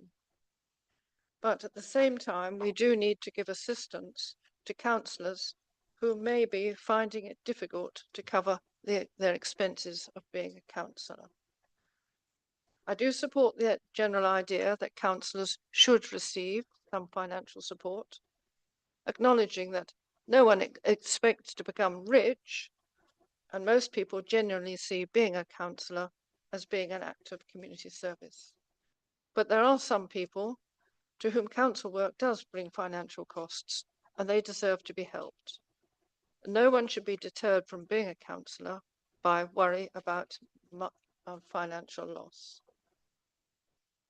We have to balance our duty to the council taxpayer by not paying more than we can afford, with our duty to care for all the existing councillors, and also trying not to deter people who might volunteer to be councillors in the future. We must try to be fair to all parties. The amendment seeks to do this, and I commend it to the council. Thank you. So this is for item A, which is the basic allowance. Comments and questions? Bob? Thank you very much, Chair. Can I just start by saying that at the minute, I'm just a bit confused about what we are being asked to debate. As I understand it, item A is put forward by this administration, coalition between the Green Party and the Lib Dems, but the Deputy Leader of the Council is proposing something different to the agenda item, and I think that's just been seconded by the portfolio holder for financial sustainability. So it's a little bit difficult to understand where the administration is coming from. It looks as though the coalition is not speaking with a single voice on this, and it looks as though the Green Party itself is not speaking with a single voice on this. So I don't know whether that requires some clarification, but beyond that, I've obviously got some comments, which perhaps if we can be very clear as to what's going on, I'll then make. Please. Certainly. James? Yeah, the original numbers that you're seeing on the recommendations are not coming from this authority. They're coming from the Independent Remuneration Panel themselves. So the Independent Remuneration Panel, as a result of the meetings that they had and the investigations they undertook, these are their recommendations that they are putting forward. As I understand it, Councillor Goldspink is proposing an amendment to one of the proposals that have been put forward by the IRP. So these recommendations are not coming from the authority, they are coming from the IRP. Well, I think we all appreciate that these, sorry, okay. I think we all appreciate that the recommendations that we're about to debate come from the independent panel, but this is put forward as a paper presented by the council, and it has recommendations A to E. These are recommendations that we're being presented with as recommendations from the administration to the council for approval. Now, that's not to say that that any other member can't propose a variation to the recommendations, but it seems to me quite clearly a confusing state of affairs. What are we being asked to vote on? Ben? Yeah, I mean, I think that this is an unusual one because the administration doesn't have a position. We feel, I mean, Greens, just for a reminder, Greens are not whipped anyway. And so we're always free. We're always free to vote as we wish. And so it's really important that we as individuals and your team as well, your group as well, are able to make a decision on this as individuals. This is not a council position. So this is a discussion. That's why we can have this, make this decision in this way. That's very simple as far as I'm concerned. Sorry, Councillor Wilson. Can I just say that it's an amendment to the proposal that is being discussed. That's quite clear. And rather than talk about politics of it, can we discuss the actual topic, which is whether we should have an increase or not, and what that increase should be? Thank you. Apologies, Councillor Buckmaster. It's your turn. Sorry. Thank you. No problem. And this is a complex subject. First of all, I want to say that I do respect the independent panel. We always do at county, and we go with what they say generally. And I respect the views of the members who were part of the review process. When I was first a councillor in 2010 here, the allowance was 4,700, and for many years we chose to freeze it. Had we gone with inflation on a year-by-year basis, it would have been over £8,000. So I just wanted to make that clear. However, I wouldn't have been able to vote for the higher rate because, first of all, it's not just around whether we can afford it. It's just not a good look for residents. It's also the case, and while I agree that we shouldn't make becoming a councillor exclusive, and of course we don't want to penalise people who wouldn't necessarily be able to afford to take time off. We're only doing this for ourselves because of the fact that we have local government reform coming up, and there is still a possibility that this council as it stands won't exist after 2027, 2028. The rate of allowance for whatever the new administration or councillors is will be higher. If you look at the greater responsibilities that will come with the roles, so just look at the kind of rate that county councillors get. So that's why I would have a problem with this. So the higher rate for me is certainly out of the question, because we're just voting ourselves an increase, not future members. It doesn't help anybody other than us. However, I do welcome the amendment to reduce it to 500. I'm happy to personally to vote for that. And we also will have a free vote on this. Thank you, Chairman. Thank you very much. Councillor Deering and then Councillor Devonshire. Oh, Councillor Stop. Thank you very much. Yes, the position of the Conservative group on this, in principle, is very clear. We are very keen that everyone is able to become a councillor if they wish to become a councillor. And absolutely, we would not want anyone to be excluded from that just because they're on a low income or they have care or responsibilities. So we are supportive of there being an allowance. As Eric has just said, I think the Conservative group, certainly when it was in administration here, has always supported the views of the independent panel. I think it's very important it's an independent panel who make their views known. And it's also right to acknowledge that on this occasion, as with previous occasions, members have been consulted, and we have been, as a group, part of that consultation process. We are not against some increase, but we do feel that there are differing ways by which the objective of ensuring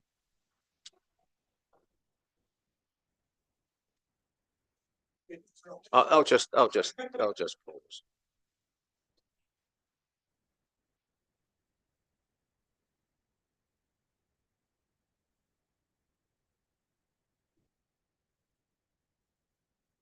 Perhaps you could pour us all one, Eric.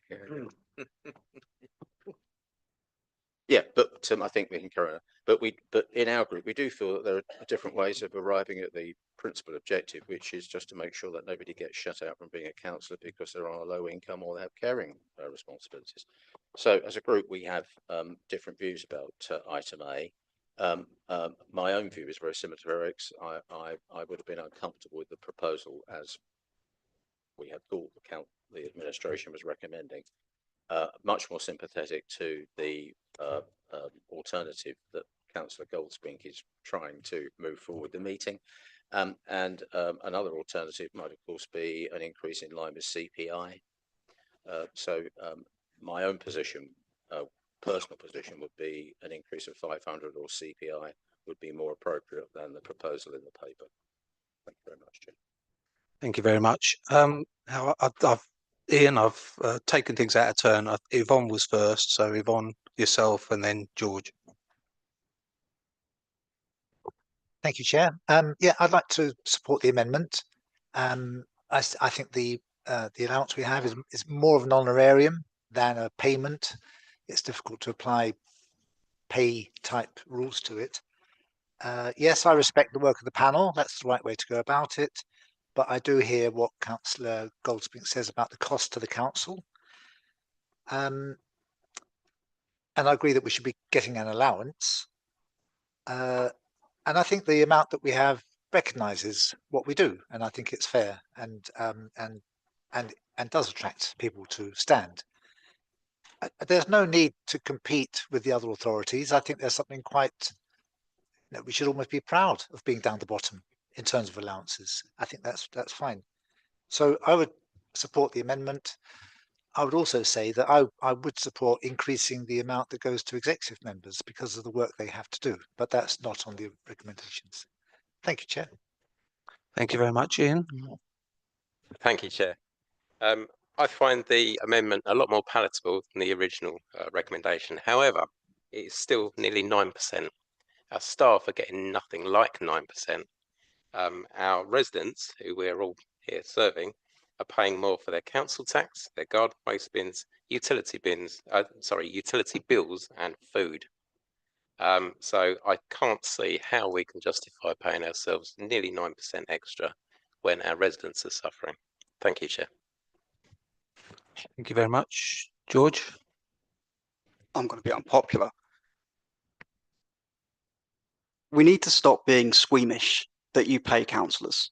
You know, as you said, Eric, earlier, it's about £1,500 to £2,000 less than it would have been from 2020 had it been carried over with inflation.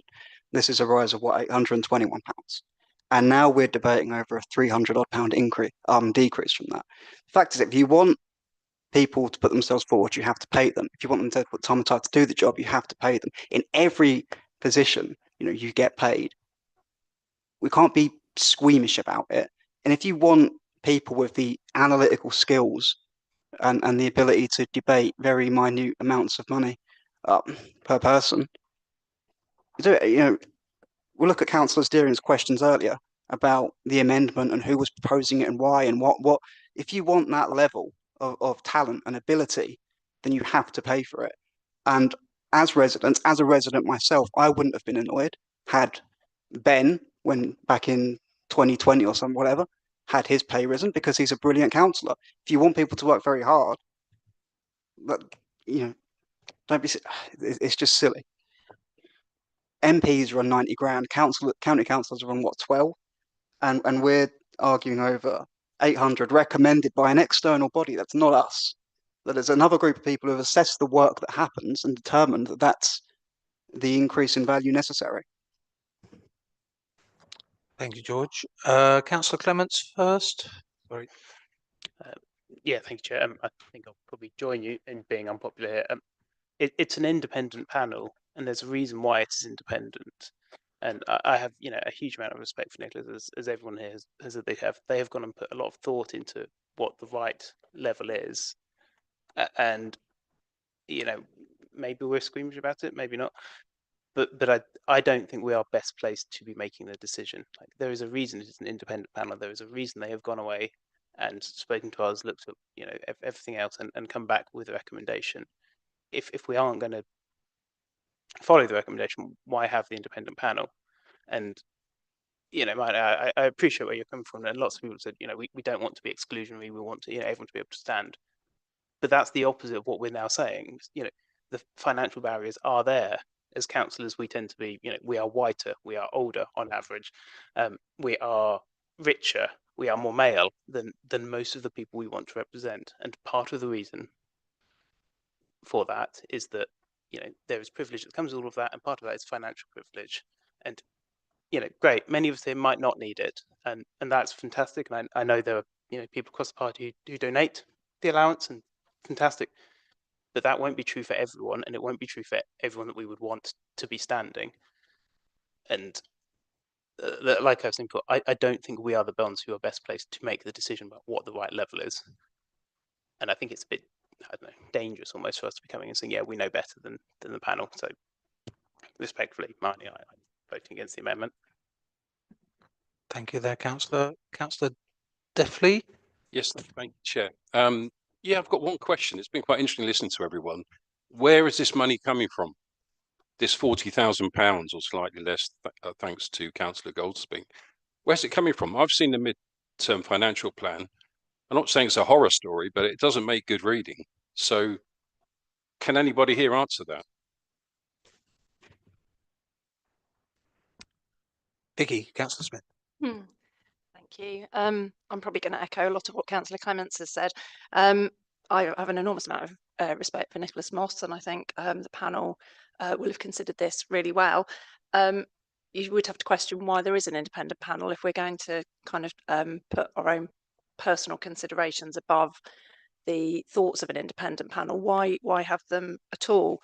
And clearly money is emotive and it's difficult, but this is why independent panels exist. And I work in schools, and if we pay teachers according to how much money there was, we wouldn't be paying teachers, because we'd be spending money on all of the other things that need to be spent on in schools. But payment for, it's not a payment, but it's important, and I really do feel like we need to make that step to make sure that people are allowed to participate. And when I first became a councillor, and it took a long time to feel like I was financially stable enough to be able to go out and kind of take on these extra responsibilities, people commented on the fact of how unusual it was to see a mayor running off to go and do the school run and things like that, and how nice it was to see somebody different in a position of power, because it is slightly unusual, because we do tend to attract the same people all the time.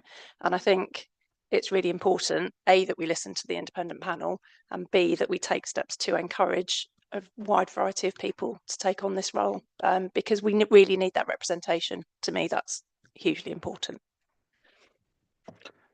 Just to remind people, we're still debating item A, the basic allowance. But anyway, Councillor Watson.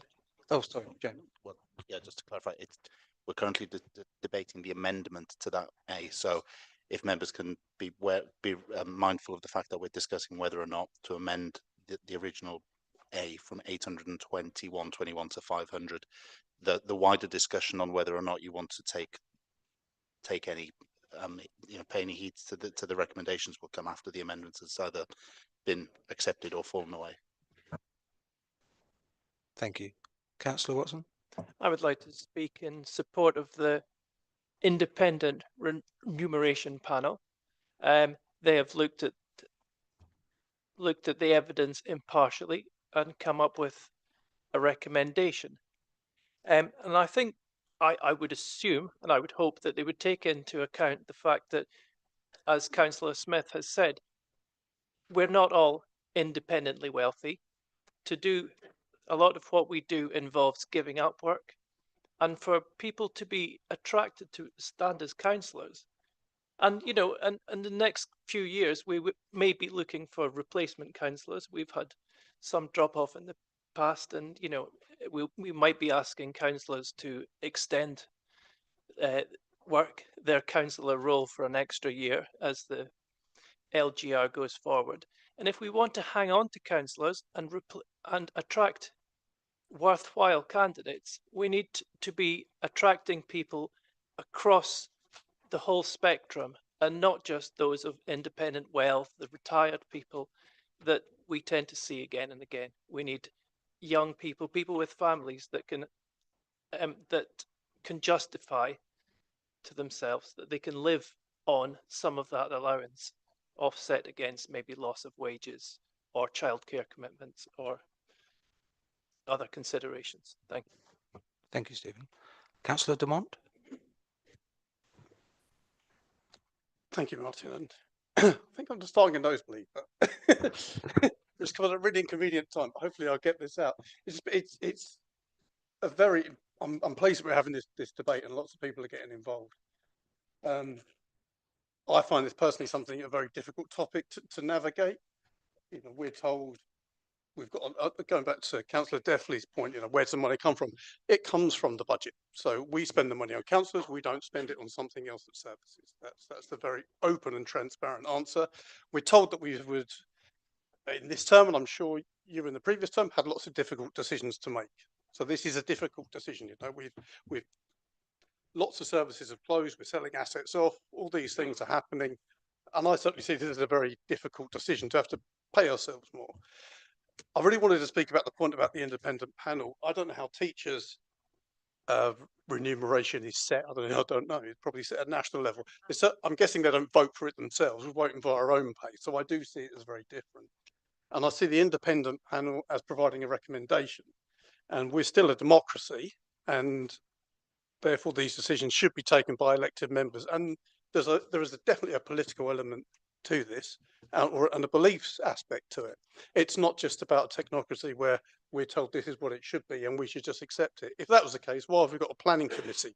Because we can get expert advice come through from planning officers, but we still want to make democratic decisions. Personally, I find this very, very difficult. Bob often likes to say we're a coalition. We're not. And we always get the chuckles from you guys over there. But, you know, there's obviously been some debate and some negotiation that's gone on in the background here. I think we've come to a compromise. I would be quite happy to vote for no increase, especially when, you know, we're seeing unemployment rise, having to put up council tax. Did Bob say it's a very, very bad look? It is a very bad look. Politics is about compromise, and I am supporting our leader in her suggestion, which I think is a compromise.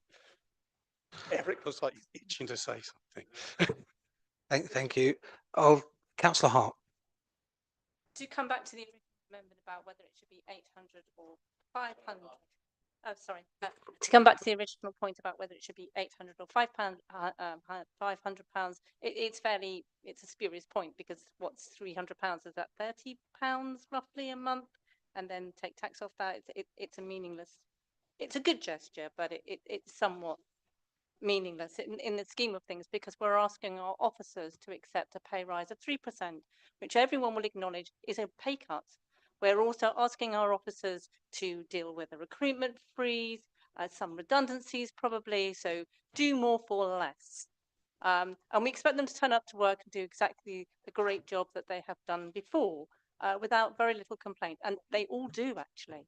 So in an environment where we're asking the officers of the council to make sacrifices, I actually think it would be hypocritical of us not to accept that we might need to make the same sacrifice ourselves and forego an increase in our allowances, because I genuinely do not believe that £30 or a month, or the spurious, it's a very small amount you get, it's not a big amount you get as an allowance, is going to make any difference in encouraging people from lower socio-economic groups from putting up their hands and saying, I'd love to be an elected representative for East Herts District Council, because people in that income bracket definitely cannot afford to do anything than probably have 2 jobs to pay a mortgage. Thank you very much. We're getting towards the end, I'm sure. Councillor Thomas. Yeah. Thank you, Chair.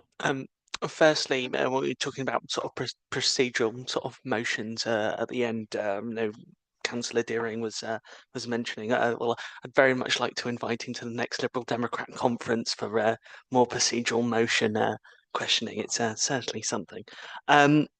Now, to the remuneration process, I'm thinking ahead, going in prep for eventual unitary authorities. I was looking through other independent remuneration panels for unitary authorities, and it's really interesting what they do. I know we talk about being a councillor not being a job, but some remuneration panels do look at average salaries as a pegging point for councillor allowance. Some do it up to 3 days a week of the average salary in a local area.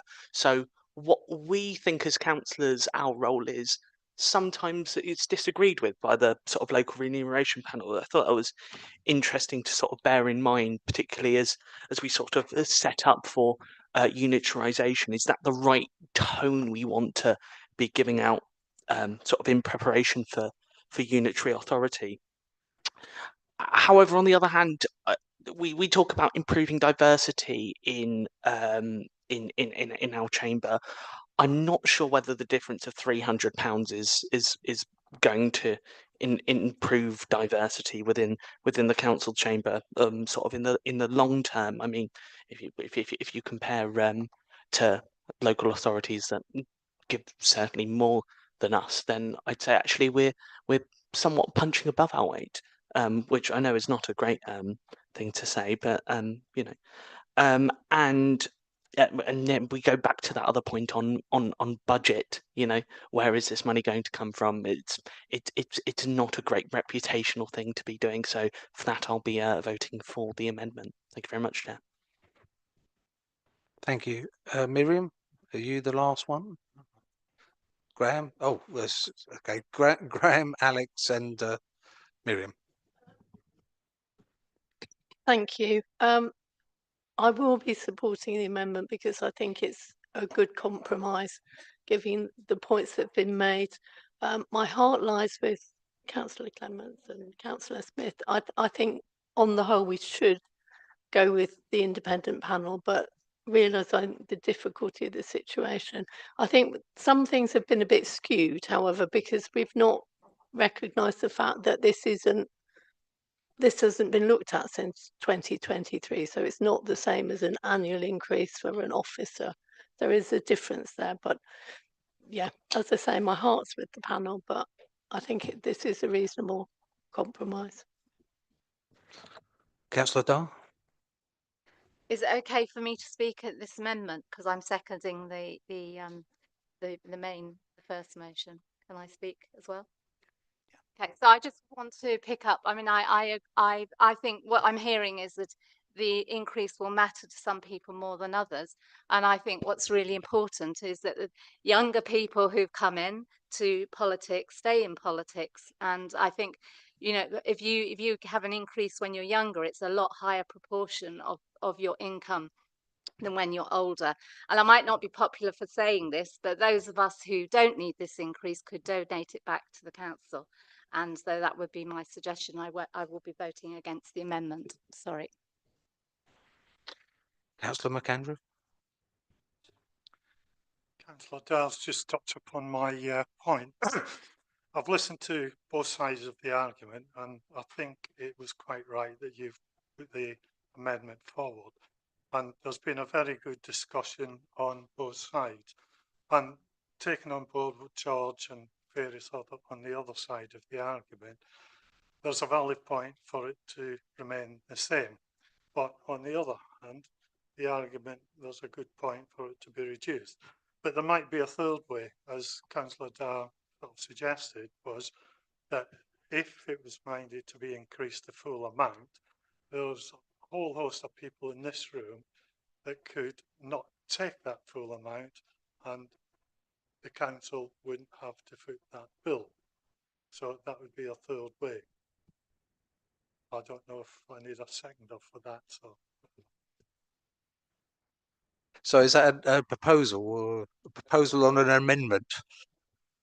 It's a, No, okay. it's a proposal. Yeah. Yeah. Okay. Any more for any more? Councillor, yeah. Sorry, I will be quite quick with this. I mean, I'm still working, and over the last 13 years, my wages haven't kept up with inflation because of our budget in 2013. Since then, I've become more dependent on the allowance we get here. I reduced my hours at work because I do this, and it's really important, and this makes up that reduction. And I notice if you do the calculation for this, it works out it's still less than the median average household income per person, which is 37,000. I think this comes in at about 32,000. So it's not really remunerating for the work we do, because when I took this role on, it was estimated about a day's work a week. So that's what I would expect to see.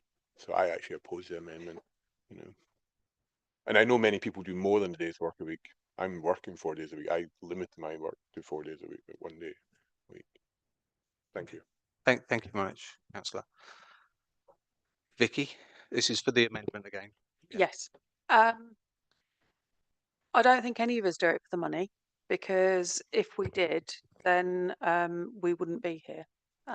Because in no way, shape or form does the allowance, even as an exec member, compensate me in any way near what my time is worth and the amount of time I put into this. And I think that's true of most of the councillors in this room. It doesn't matter whether you're an exec or whether you're an ordinary member, we put in far more hours. And I do remember one councillor working out that their allowance gave them £3 an hour as compensation, which is less than a cup of coffee. So I think that the amount is never going to compensate anybody. Therefore, from my perspective, it is immaterial whether it is £500 or £800. It's still not enough for a straight compensation on time. I'm very swayed by the fact that the three people who have spoken out in favour of the higher motion are not the predominantly older white males that are sat in this chamber, because we are disproportionately older, of an older generation, and females as well, but there's a greater proportion of males. I don't know where I'm going to vote, and I don't feel that I can make a choice on this, so I will be abstaining. Thank you. So are we getting close to a vote here for the amendment? Any more? Carl? Thank you. I think we have to respect and appreciate the work of the Independent Remuneration Committee. And in an ideal world, then we would go with the recommendation. But I think my point of view is that we don't live in an ideal world. We're going to go into the budget setting process shortly, and obviously the difference between the amendment and the original amount come out to about £16,000 per year. And I wouldn't feel comfortable cutting something to that amount whilst also taking that as money. So I kind of feel that we should vote for the lower amount. I think there's been lots of good arguments in the chamber on both sides. But yeah, for me, it's about not wanting to kind of make difficult choices. It would be hypocritical to make those choices. I think the other thing as well is that I think Eric made a very good point about the longer term thing. It's this council is going to be abolished. So actually, in terms of the future, it's not like this increase is going to make a difference in the future. What will happen with the unitary authority is that all the unfairness across the local area will be evened out, and it will all get resolved. So I think it's really about what happens in this next council over the next 2 or 3 years, and given the financial situation that this council is in, I have to support the amendment. Thank you. So it's vote time then. I think we've all had time to think about this. So this is the vote on the amendment by Councillor Goldspink for a £500 increase. So those in favour of the amendment, please raise your hands. You just keep them there.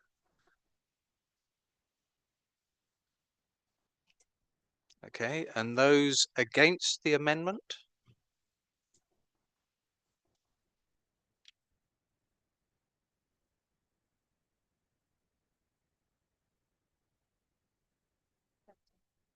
(17) And those abstaining?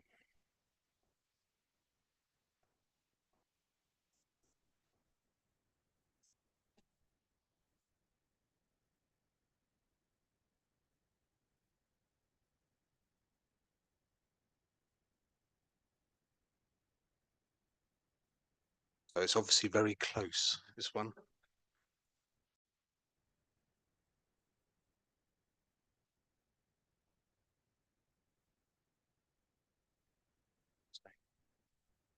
You abstaining?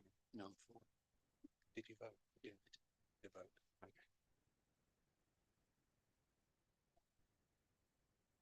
We're there. So at the moment, it is 19 for and 17 against, with some abstentions. We're just checking the numbers.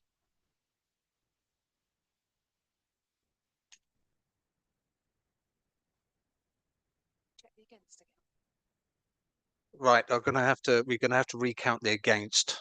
So those against, please raise your hands.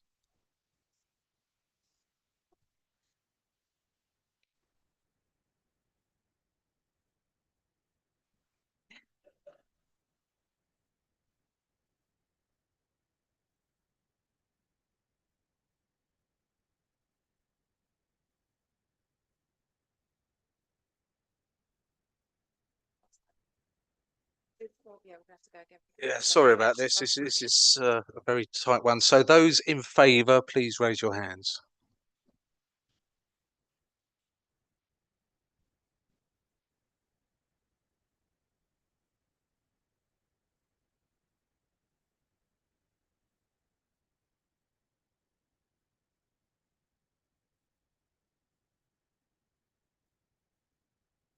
Okay, thank you for that.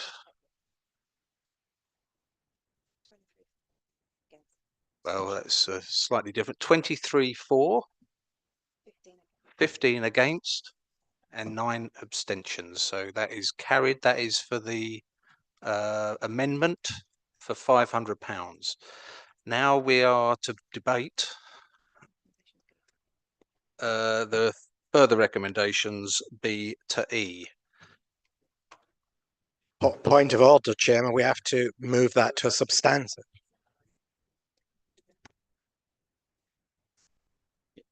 Through you, Chair. Quite right. We'll be going back to the substantive motions before you, and there will be you'll need to vote again at the end of that debate on whether you accept the 500 figure. The debate just had now was to amend the number which has been carried.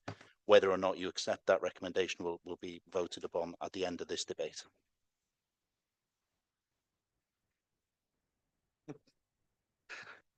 So this then, so it's questions and comments around the entire bubble now. Councillor Deering, sorry. Right, let's David got him first. Councillor Andrews first then. Yeah, thank you very much. It's long given me a challenge that B and C, if I can lump them together just for the sake of order, good order at the moment. I don't believe that. Sorry, point of order.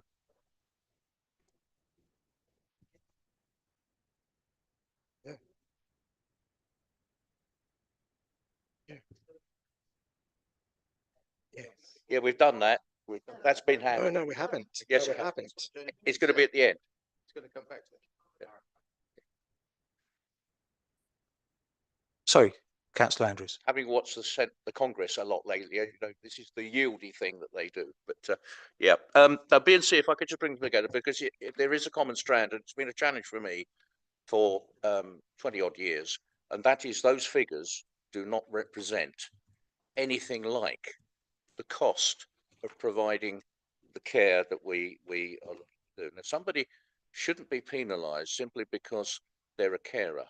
I'm less equipped to deal with dependent carers allowances, but I can assure you 35 quid does not get you the sort of support you need, especially in the evenings when we meet. You need somebody from 6 o'clock till 11 o'clock, and £35 an hour is simply not doing it. So somebody, I suggest, with a dependent carer who is a dependent and needs to get a carer in, is going to be subsidising the work that they're doing for this authority or their residents. I can speak with a little bit more clarity on childcare allowance. Ordinarily, this is not the situation where you can invite a neighbour to pop in.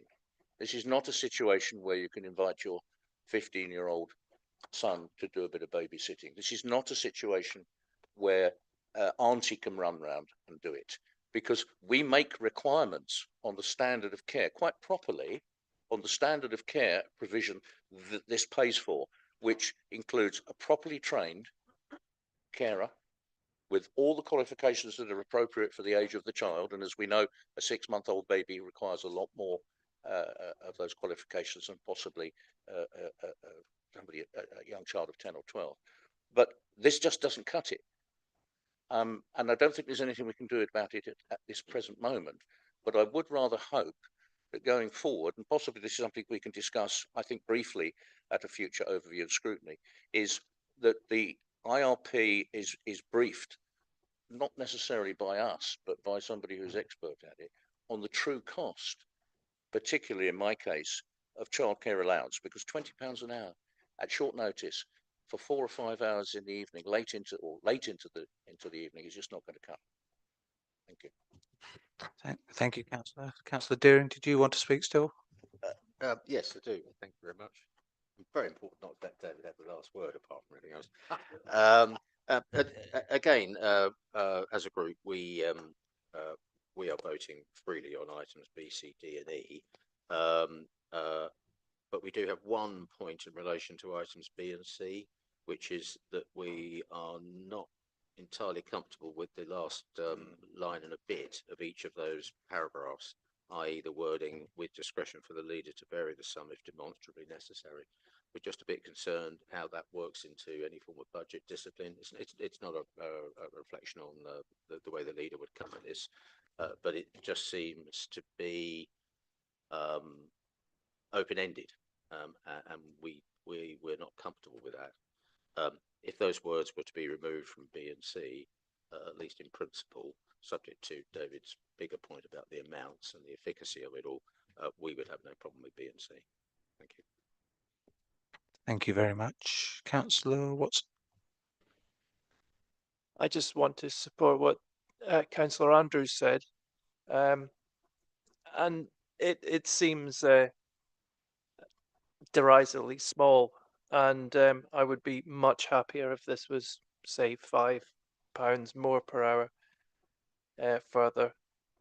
It's disappointing that that's still maintained so low. As I said earlier in the other discussion, we are putting up barriers to people that we want to come into the council, and I don't think it's sufficient to say, well, we're just going to coast to the end now, so it doesn't matter. I think we need to be still able to keep and attract new councillors as the need arises. Thank you very much. Any more? Councillor Clements. I agree entirely with what Councillor Watson said. That said, we all had the opportunity to feed into an independent panel, and what I said before, I stand by. An independent panel is better placed to make these decisions, and I completely agree. The feedback I gave was that actually the basic allowance was enough, but that the carers allowance and the childcare allowance should be more. That isn't the recommendation. We have had an independent panel doing it, and so we should follow the independent panel and encourage you all to give more feedback next time. It was what, 44%, which is not not huge. Thank you very much. Councillor Dumont. Thank you. I'm just interested to know, it's more facts what I'm trying to say. I think we've spoken about it's just it costs a lot more to get care. Are we talking about a care company to cover for you to look after a loved one while you're here? Is because those rates are very in line with what a private care company would charge. They're probably a bit above. Okay, it's probably a bit above. An average rate is about £30–35 an hour, especially for unregulated care. And it's also probably around 10 quid more than the local authority will pay a care provider, which is the same under the previous Conservative rule and the same under the Lib Dem administration now at county. So I believe those figures are. I'm just interested to know, and it is coming back to you, David, so that you can respond. I mean, just know what you meant by where these figures are, because they are in line. As somebody who works in the industry every day, they are around the right sort of figures. Sorry, you finished, Joe. Is it right for Councillor Andrews to respond? Yeah, certainly. And I'll come to you, Councillor Swainson. Thank you. I think I was fairly clear at the start to say that I was less expert around dependent carers allowance, but I still think that they are low. We're not talking about the same situation here. We're talking about somebody coming into domicile to do that at 6 o'clock at night through till 11. That's a different thing. But certainly when it comes to childcare allowance and the restrictions that are placed on that claim, which are that the person has to be qualified, they have to be insured, they have to be qualified for the type of child they're looking after, I can assure you that goes nowhere near it. And I'm not really trying to open up a debate now, and I would not encourage us so to do. What I'm trying to suggest is, as we go forward, and we know the future is uncertain, to put it mildly, that we encourage the IRP to look at that. Because I think consistently they've been focused in other areas, and that has fallen away. Thank you very much. Councillor Swainston, and then Glover Ward, I think. Thank you. I think I quite like the inclusion of. I can see what you mean about it affects budget, but if the leader has the discretion to vary the rates where demonstrably necessary, if somebody can prove that the care that is needed to be provided for the person that they would otherwise be caring for, if that is demonstrably higher, then presumably the the leader could then act and say, we've got evidence that more is needed. So I think that's quite a useful tool to have that in there. Thank you, Councillor Glover Ward, and then Councillor Hart. As somebody who's been a carer for somebody with a degenerative disease, the cost of the care depends on what level of care they need. So I fully support that the leader has the discretion to vary the rates if demonstrably necessary, as Councillor Swainson has said, because if you have somebody that needs a higher level of support, maybe 2 people to lift because they're heavy and you can't get them off the floor if they fall, then that would obviously be more expensive than somebody who needs a little bit of looking after and making sure they drink, because they are 2 very different things. So I think that leaving in the discretion for the leader with proof, because demonstrably necessarily means that somebody is showing how much they have to pay, and if that is £50 an hour rather than 35, then that is demonstrably necessary. Thank you. Thank you very much, Vicky. Councillor Hart. I just want to clarify the point about the rates. I mean, in actual fact, there are variable rates. So you will pay more for after 8 o'clock. There'll be a nighttime rate, which is considerably higher than before 8 o'clock. And you may also pay if it's actually after 6 o'clock, because most regular care agencies finish it at 8, and after that it will be a nighttime rate, and that comes from someone who also works daily in the industry. Thank you. Councillor Paswagwa. Thank you very much. I fully support the recommendations in B2E. I mean, there's obviously some debate and discussion taking place around whether those amounts are sufficient, and I think it's slightly frustrating that we're getting to that debate now, and that those things weren't necessarily picked up by the IRP at the time. And certainly, to follow on from the earlier comment, it would be good that as and when the IRP looks at allowances again, that they seek that professional advice externally, but also that members who have experience in these sectors feed into it at the time as well, to make sure the IRP is fully informed. I have views on recommendation A. We've debated that. I won't go back into that now. But I think generally, as a whole, on the point about attracting councillors and making sure that people who otherwise wouldn't necessarily stand to be councillors, I think it's these allowances, B to E, that are the things that really make the difference. I think we have separate expenses for travel to and from meetings. We have separate provision of tech equipment. These allowances help to cover caring responsibilities. And from my view, those things are far more important for that inclusion piece than the actual basic allowance. I found it slightly flippant when people say, oh, it's only, a few hundred quid here, a few hundred quid there. Across the whole course, the councillors, as Councillor Britton pointed out, that can add up to 16,500, I think was the difference from what we voted on. Actually, if you take it down to, if we put it at the CPI rather than the original recommended amount of £821, then it would be a £30,000 difference. So these things are significant when we're looking in the round. I think I would support B to E, but I still have very strong reservations about the basic allowance increasing at all at a time that we're putting a lot more pressure on all of our residents with higher service charges, higher taxes and things. But I think we should just be really, really mindful of that and what it says about this council and our priorities. Thank you. So are you suggesting, sorry, Angus, that we take not en masse, but we do separate out?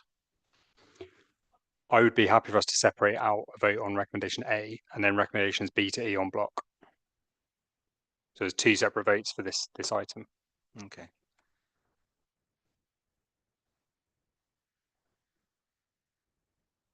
Councillor Copley. Thanks.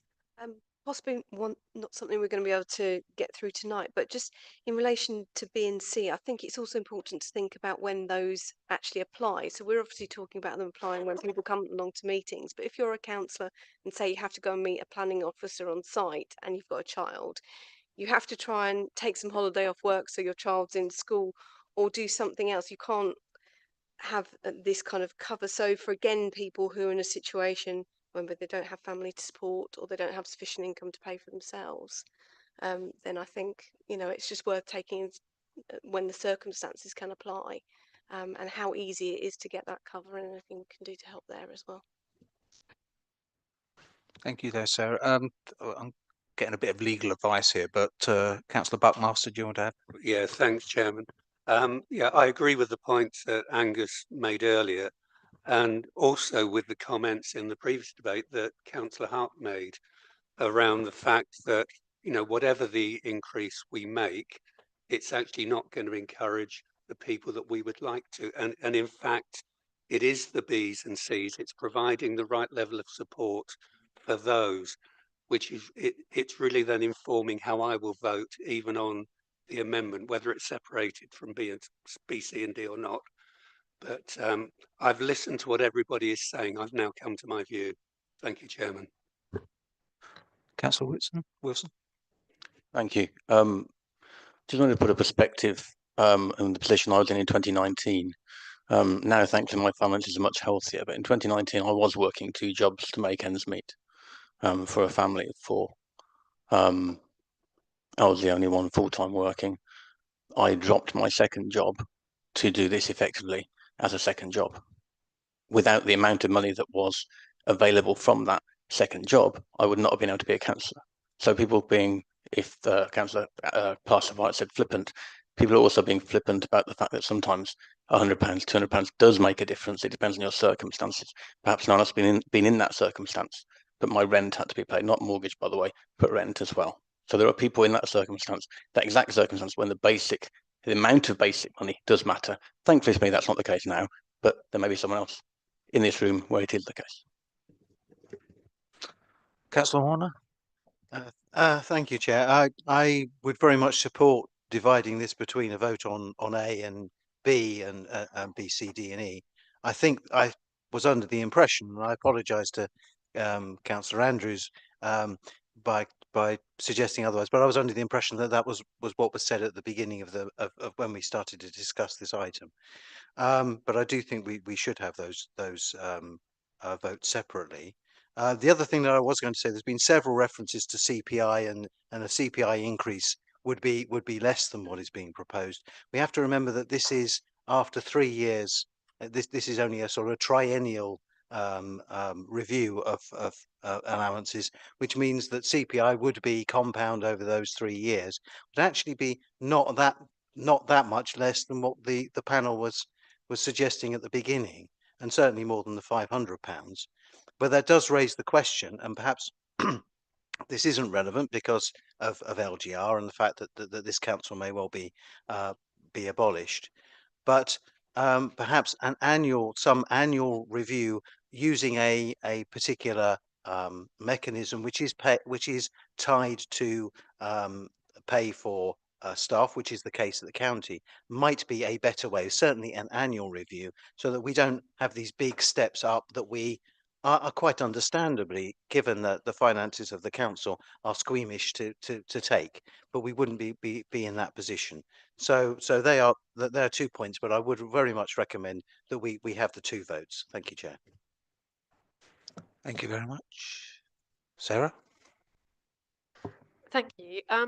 Just on the first point, I would support Councillor Dar and Councillor McAndrew's suggestion, in that, you know, we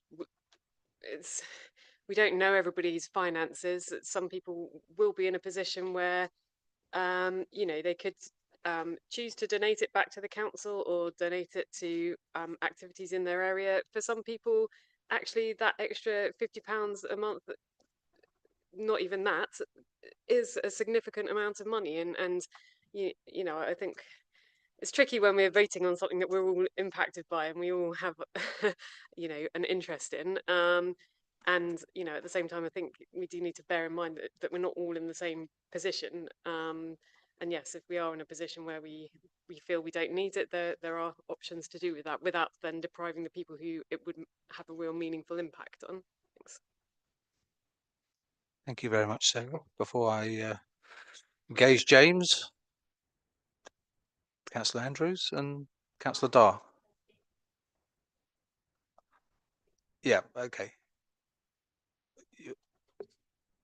At the risk of delaying things further, regarding E, just a quick history lesson for the many here that weren't around at the time. But back in the day, support around communications was really very good. Computer, paper, ink, printer, etc. And in fact, I was quite surprised because having become a councillor, suddenly a machine appeared. So- So Sorry, I've just been told you've already spoken. I have already spoken. So apologies for that. Have you Oh, spoken? that was- Have you spoken, yeah, Bob? I On know I've this? spoken, but I just think I need to come back on what I said before, so we know where we're going. So I've said that we have a reservation about those words that I picked out in B and C. I suppose technically I could seek to propose an amendment to the recommendation. But of course, I've heard what was said at the back of the room. I'm just wondering if there's anything that could be said this evening that would offer up some degree of budget discipline relative to those words.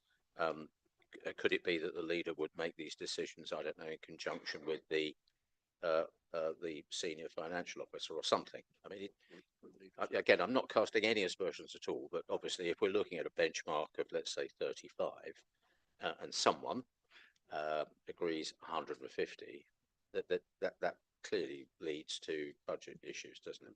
So I think we just need to find some way of just making sure that the budget doesn't get completely blown to pieces because of discretion exercised, albeit, but in goodwill and good faith. I just wondered if there's a practical solution to this.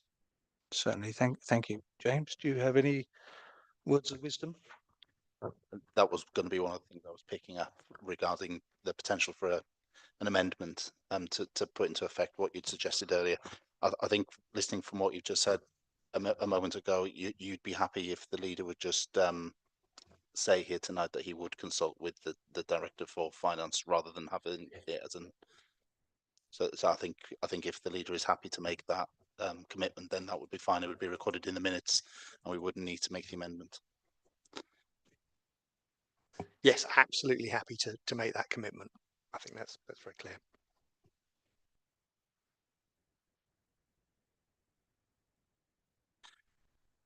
Just before you move to the vote, I couldn't help but observe a few confused faces around the room when we were talking about A and B and C and all of the recommendations and how we're taking them. I just wanted to clarify, obviously, that I think the discussion, the mention at the beginning of taking them in two parts has caused a little bit of confusion. I think the vote that was carried out a short while ago was just on the amendment. So it was just to amend the figure from £821 to £500. That was carried. So now you'll be asked to vote on A, B, C, D, and E, and A will read 500, not 821. So a vote has not been, so A has not been carried, if I can put it that way. The amendment has been carried, but whether or not A has been carried has not been voted upon yet. That will be voted upon now. I hope that is clear, but I'm happy to try and explain it again if not. Sorry, I'm still confused. So we're going to vote on the whole thing. Yes. And does the whole thing include £500 increase? Yes. Yes, thank you.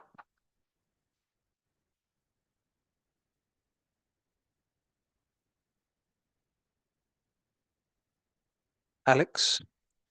Thank you, Chair. So just as the seconder on all of A to E, I just want to say it is I picking up particularly on Councillor Horner's point. I think the fact that this is only looked at every 2 years, it seems, and from what I saw in the table, some areas do seem to look at it every year. So I think it's, and we're going into a period with local government reorganisation where we're all going to be asked to stay on for another year, which we weren't expecting. So I think it's really important these allowances are right, because what we aren't thinking about is the cost of training up people who come in new for 1 year, or officers' time, or election expenses. So there is a hidden cost there that to retention of us all in that extra year that we're all going to be asked to do. So that's what I wanted to say. Thank you. Sorry, may I just say something? It could be a point of order, point of information, whatever. There could be a problem here, because it could well be that the whole thing fails because there are quite a high proportion of people who actually even though the amendment won, when it comes down to the final vote, they may still actually prefer the higher amount. And I'm just wondering, we could get ourselves into a bit of knot if we're voting on the whole thing.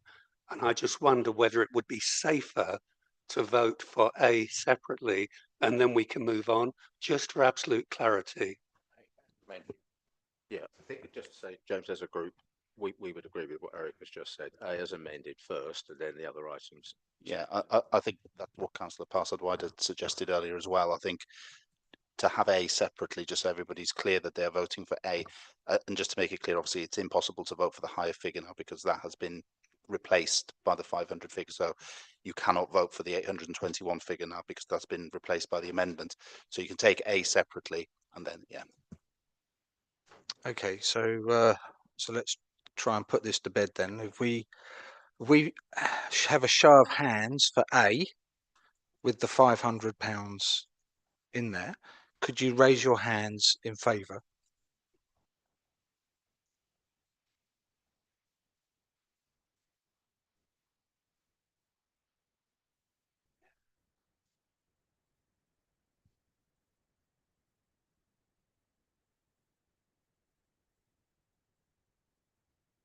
And those against, please.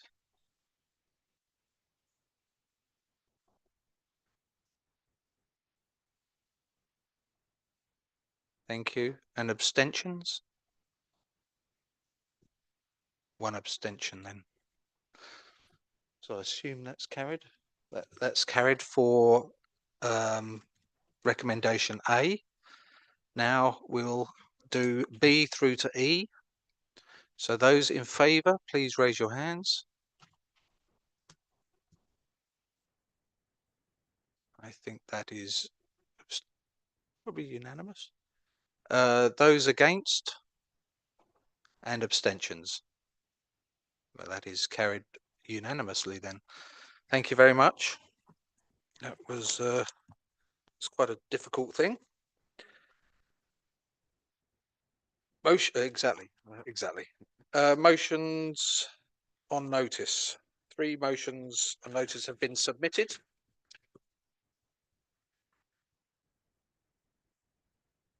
Can I invite Councillor Cox to present his motion on notice? Thank you. Thank you very much, Chair. We meet tonight to speak for something with no voice, our rivers. Our rivers are living ecosystems, home to kingfishers, water voles, dragonflies. Once they ran clear, carrying light and life. Now they're being turned into open sewers, choking on filth, poisoned by greed, and neglected by those who should be their guardians. Thames Water spilled sewage into our rivers over 1,000 times last year, 11,500 hours of filth. This is not an emergency overflow anymore. It's a business model that sees nature not as kin, but as a sewer. What we face is not a failure of pipes, it's a failure of purpose. We have allowed the most sacred thing, water, to be ruled by profit. We have mistaken ownership for stewardship, growth for goodness. The result is this: rivers dying, wildlife suffocating, people made powerless. That is why we bring this motion, to recognise what the system refuses to see, the cumulative impact of every discharge, every negligence, every shrug. Each spill is not a separate crime. Together they form a single story of abuse, written in brown water and dying reeds. Let's be clear, this is not a natural disaster, it's a political choice. Decades of deregulation, privatisation, and short-term profiteering have left us with a water system run not for people or planet, but for shareholders. Thames Water can find millions for bonuses and dividends, but it can't find the investment to stop pumping excrement into our rivers. That's ecocide. This motion says enough is enough. It calls for the Environment Agency to account for its silence. It calls for Thames Water to face the people whose rivers it has profaned. It calls for our council to ensure that our new district plan measures what truly matters, the health of our living world, not just the number of buildings we permit. Some will say this is symbolic, that local councils cannot stem the tide. But the tide itself is a multitude of droplets. Every act of courage is a current. Every truth spoken shifts the flow. But more than that, it is a declaration of conscience. It says that this council will not stand aside while the world's oldest commons, our rivers, are treated as sewers. This is what local leadership looks like. It's not radical to want to clean water. It's not extreme to demand accountability. What is extreme is accepting that our rivers should run brown so that investors can swim in profit. So tonight, let us vote not as councillors balancing budgets, but as guardians of a living earth. Let us remember, we do not own our rivers, but we can choose to honour and respect them. Thank you. Thank you very much, Nick. Is there a seconder for this motion? Councillor Carter. Yes, I'm happy to second it and I reserve my right. Thank you very much. Questions or comments? Councillor Jacobs. Thank you, Chair. And thank you, Dick, for the motion. And as you know, I'm broadly sympathetic to what you're trying to achieve here. But I do want to propose an amendment, and it's to the paragraph at the top of second paragraph in page 169, which starts while there are long-term commitments, etc. Members will note there's a footnote for this paragraph, or sentence rather, which refers to a DEFRA statement from 2020. And that really highlights my concern, which is that this comment is factually incorrect and out of date. It is wrong to say there are no plans by national government to address this issue. We can have a debate about whether those plans are adequate, extensive enough, etc. But to say there are none is simply wrong. And as Nick is aware, the government has earlier this year passed the Water Special Measures Act of 2025. It's increased funding for the Environment Agency. It's put £3.1 billion in storm overflow improvements. And even today, it's launched a consultation on the financial penalties that the Environment Agency can impose, particularly for minor and moderate spills. So I'd say it's factually incorrect to say that there's nothing being done about this by national government. So my proposed amendment is to delete the last 4 words in that sentence and just to tidy up linguistically to take the word either out as well. Now, I'm assuming there needs to be a seconder for that. Because Councillor Clements. Do we, can Nick respond straight away, or is he? Well, if the proposed amendment has been seconded, been proposed and seconded, then we go in straight into the discussion around that amendment. Fine. Okay. Yeah. Any further discussions relating to that amendment?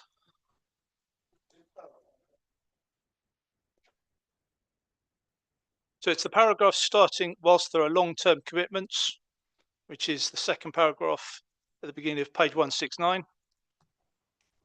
And the proposed amendment is to delete the words or by national government and the word either earlier on in that sentence. So it would read, whilst there are long-term commitments, there are no plans in place which will address the immediate unacceptable situation locally by Thames Water.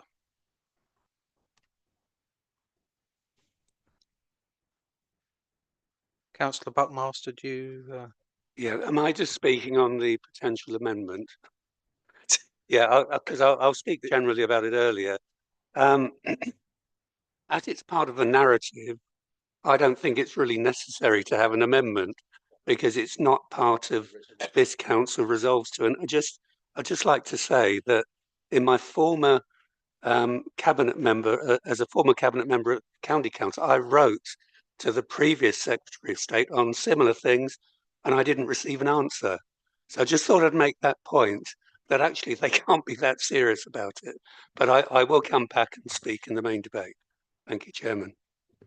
So around the proposed amendment, Councillor Andrews? Well, I agree entirely with Councillor Buckmaster. I mean, this is evidence that we have to take on trust at the moment, but it doesn't affect the resolutions. So I don't think there needs to be an amendment, because we're not amending the resolutions. We're just amending where the evidence may or may have come from and when it may or may not have arrived. And that's not a subject for debate, in my opinion. We have to take that on trust. Certainly. Thank you. Yep, George. Yeah. Okay, so I get the point about the water special measuring bill, but I don't consider it part of the plan if it's not going to fix the problem. And you can propose a solution, but when you're causing more problems at the same time, I don't think it's fair to kind of call that as you proposing a solution. Because if you take this into the context of the planning and infrastructure bill, which are trying to support, which is opposed by so many major environmental organisations, if you take it into account that the government plans to build more data centres, a mid-sized one, I believe, can consume as much water as 100,000 homes. If you're doing those two things at the same time, and bear in mind that the water may well be coming from the chalk aquifers on which the chalk streams that this motion seeks to defend, that the aquifers feed those chalk streams that we're trying to defend, it's not a coherent plan to actually stop the problem. So I'm against the motion. The amendment, sorry. Thank you. Councillor Hart? I would like to thank Councillor Cox for bringing this, but just to point out, we're not actually debating what's happening on a national level. We're actually debating what's happening in East Herts, and it clearly says there are no immediate. It's about Thames Water here, and it's about national government's response to the crisis that Thames Water finds itself in here, to our particular area, not what happens in Bermondsey or what happens in Glasgow. It's what happens in East Herts, and I'm not aware of any national government plan or intervention to deal with the crisis of Thames Water as it currently affects East Herts. Thank you. Any more? Vicky? Having been at a talk on the Gilston Community Forum by Thames Water about why they were still putting sewage into our rivers, they candidly admitted that it's because it's legal. So I would say that it is national government that is causing the problem by not legislating against having sewage discharges during periods of high rainfall. Because until the combined sewer infrastructure is changed to separated sewers, we are going to carry on having the problems. Thank you. Any more comments on the proposed amendments? Councillor Clements? Yeah, I'll finish it up. You know, I take some of your points, and you know, like David was saying, we can debate whether the government is going far enough, but it is factually inaccurate to say that we're doing nothing. Talking about just specifically in his arts, you know, Nick was highlighting that a lot of the problem is there are far too many of these small discharges that happen, you know, constantly. That is happening in East Herts. One of the things that the government is consulting on today is changing it so that the burden of proof that the Environment Agency have to give is no longer beyond reasonable doubt. It is just balance of probabilities, and they can impose fines of £500,000 on these small discharges. You know, that is something. You might not think it is enough, but it is factually wrong to say that the government are doing nothing and that there is no plan. Likewise, you know, they are putting in plans for Thames Water to be put into like special administration if that happens. You know, that isn't the goal, but there is a plan there that would impact East Herts. So my point and David's point is, it is factually wrong to say that there is no plan. We can argue about whether it's enough, but it is not true to say there's no plan and that the government are doing nothing. Though, you know, maybe not responding to Eric. Thank you there. So I'm going to have to exercise you a bit more. Unless there's any more, we'll vote on the amendment. Do you want to come back, David? Yeah. I think I can. Just two quick points, really. I mean, if members are comfortable with passing a motion that's factually incorrect, then so be it. There's nothing that I can do about that. But on the point about whether the this council has the power to amend the narrative part of the motion, not the instruction, only just the instruction. Well, the motion we've been asked to consider by the administration on LGR, that's got substantive amendments throughout the narrative, not just the instruction. So I think we need to be consistent on that point. Can we have a show of hands in favour of the amendment? Those in favour? Thank you very much. Those against? Thank you very much. And those abstaining? Thank you very much. That fails, that amendment. So now we can talk further about the overall motion. So Eric, you want? Thank you. Yeah, I just want to say thanks to Councillor Cox for bringing this. I've supported similar things at county level. They're all important.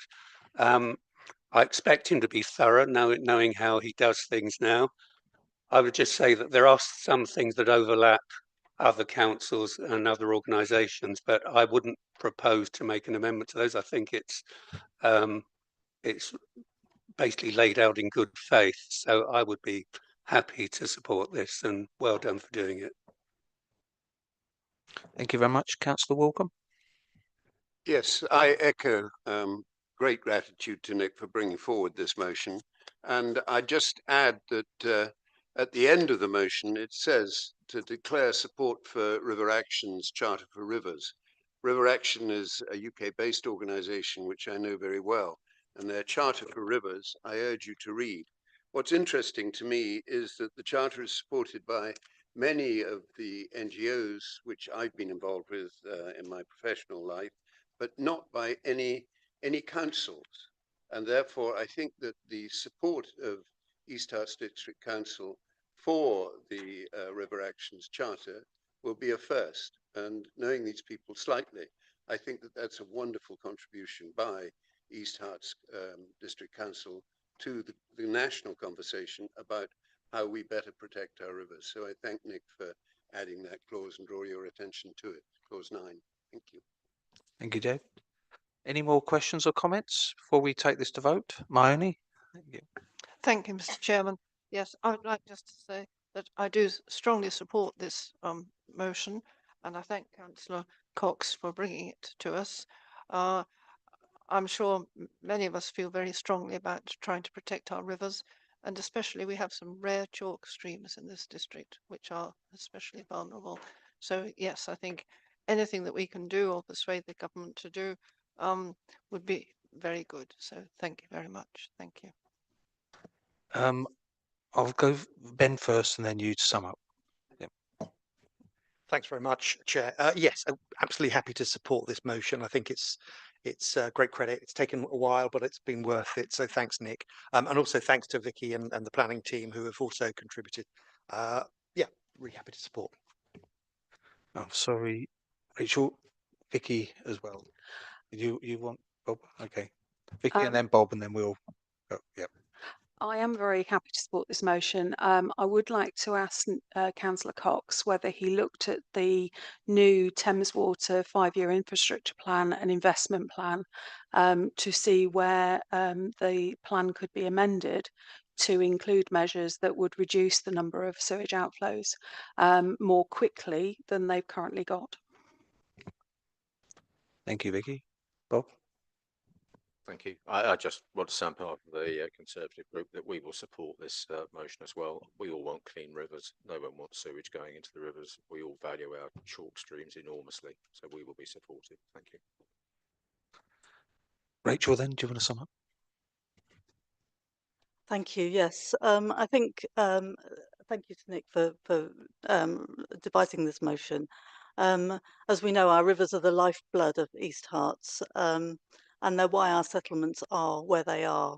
Hertford and Ware on the banks of the Lee, Bishop Stortford and Sawbridgeworth on the Stort, and Buntingford on the Rib. Not to mention we have the Ash, the Mimram, the Bean. But the evidence is before us on the poor state of our rivers, and the profit-driven model of water management hasn't worked. And it's worth knowing that part of Ofwat's mandate is to set an expected rate of return to investors. So certainly shareholders have profited while sewage has been dumped again and again in our precious rivers. The delicate ecosystems of our chalk streams are in danger. Brown trout particularly at risk, as are all birds, mammals and amphibians, which depend on clean water for drinking and feeding. We must request the presence of Thames Water, the Environment Agency and Natural England as an overview and scrutiny meeting and hold them to account. And to give a little bit more of the background on River Action's Charter for Rivers, just as an addition to what Councillor Wilcombe has said. In fact, Hertford Town Council has already declared its support for the Charter for Rivers. And this has the Charter for Rivers includes a 10-point plan to restore our rivers by 2030, ending sewage pollution, stopping agriculture polluting our rivers, preventing harmful chemicals at source, securing a water supply for everyone, bringing back nature from the brink, reforming planning and promoting natural solutions, protecting river habitats and wildlife, monitoring pollution of all rivers, inspecting polluters and enforcing the law, working together to restore our rivers. Not every action is within this council's control, but by working with other agencies, including the River League Catchment Partnership, we can take positive steps to improve the state of our rivers and call those who have more control to account. So I hope everyone will support this motion. Thank you very much. So show of hands then. Those in favour of this motion? Pretty much unanimous. Those against? And abstentions? 2 abstentions. Thank you very much. That motion is carried. Motion on gambling.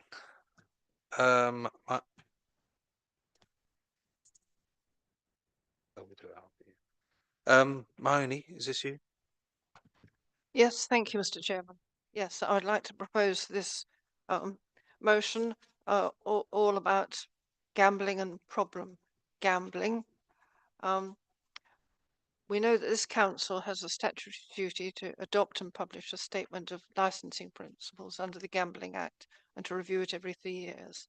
Yes, the council is the local licensing authority for non-remote gambling, and we've had a good discussion about this earlier this evening.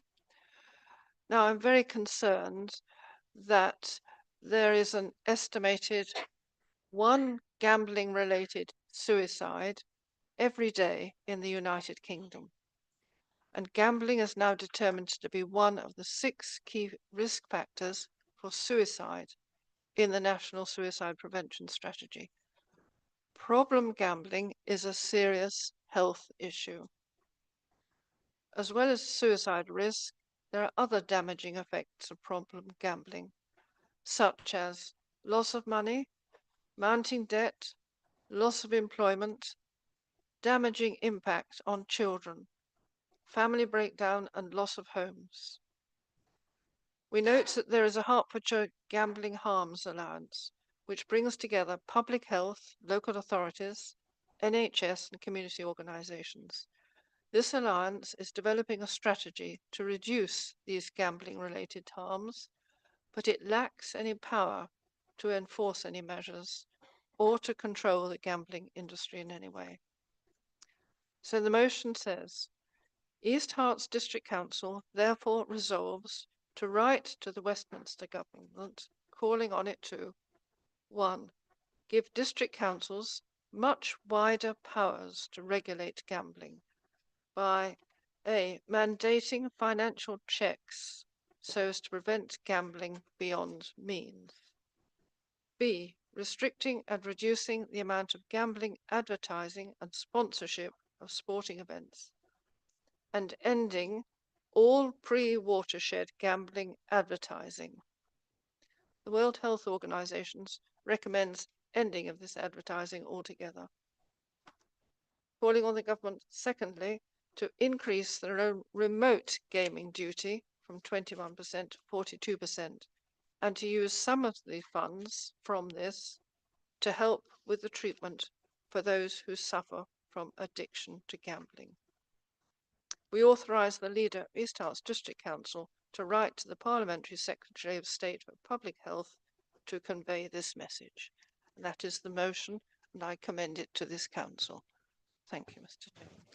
Thank you very much, Heidi. Just before we go on, I understand that people may be requiring a comfort break or something. Is everyone okay, or is it? Do you want me to go on or not? Are we going to complete the programme this evening? We might need a vote to extend beyond 10 o'clock. Vicky Glover Ward. I'm happy to propose a motion that we extend the meeting beyond 10 o'clock and have a 5-minute comfort break. Is there a seconder for that, please? Yes. And can we have just a show of hands? Okay, so we'll pick up according to that clock at 10:02, and we vote to extend it.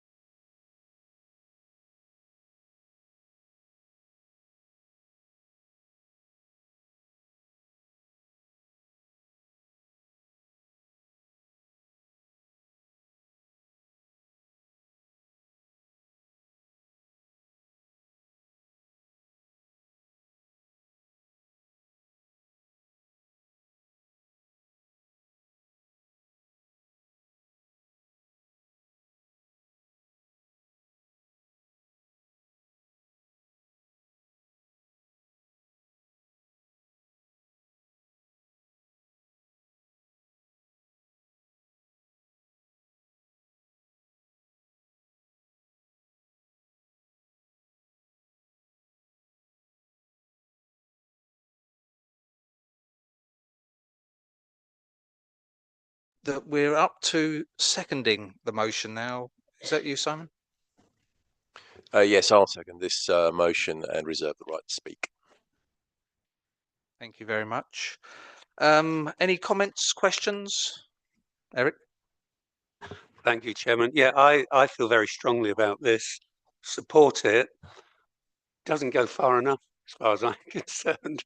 I actually believe there is such a strong issue around problem gambling, and it's the accessibility. I understand traditionally, culturally, there's betting at horse racing, at dog racing and things, and people attending bingo halls as they used to in the old days.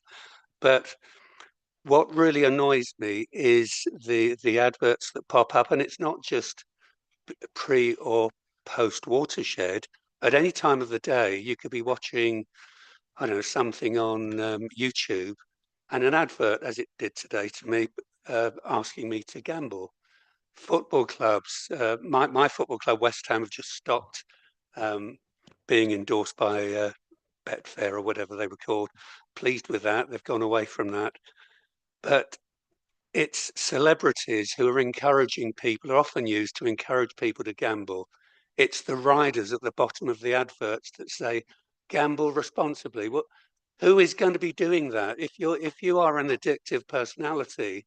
So as far as I'm concerned, there should be no advertising of gambling at all. That would be my position. I'm not proposing an amendment. I'd go with this, but for me, it doesn't go far enough. It's a really big issue. Thank you, Chairman. Councillor Deafley. Yeah, thanks very much. This is a really important motion. Thank you so much for bringing it forward. Concur with everything that my colleague, Councillor Buckmaster, just said.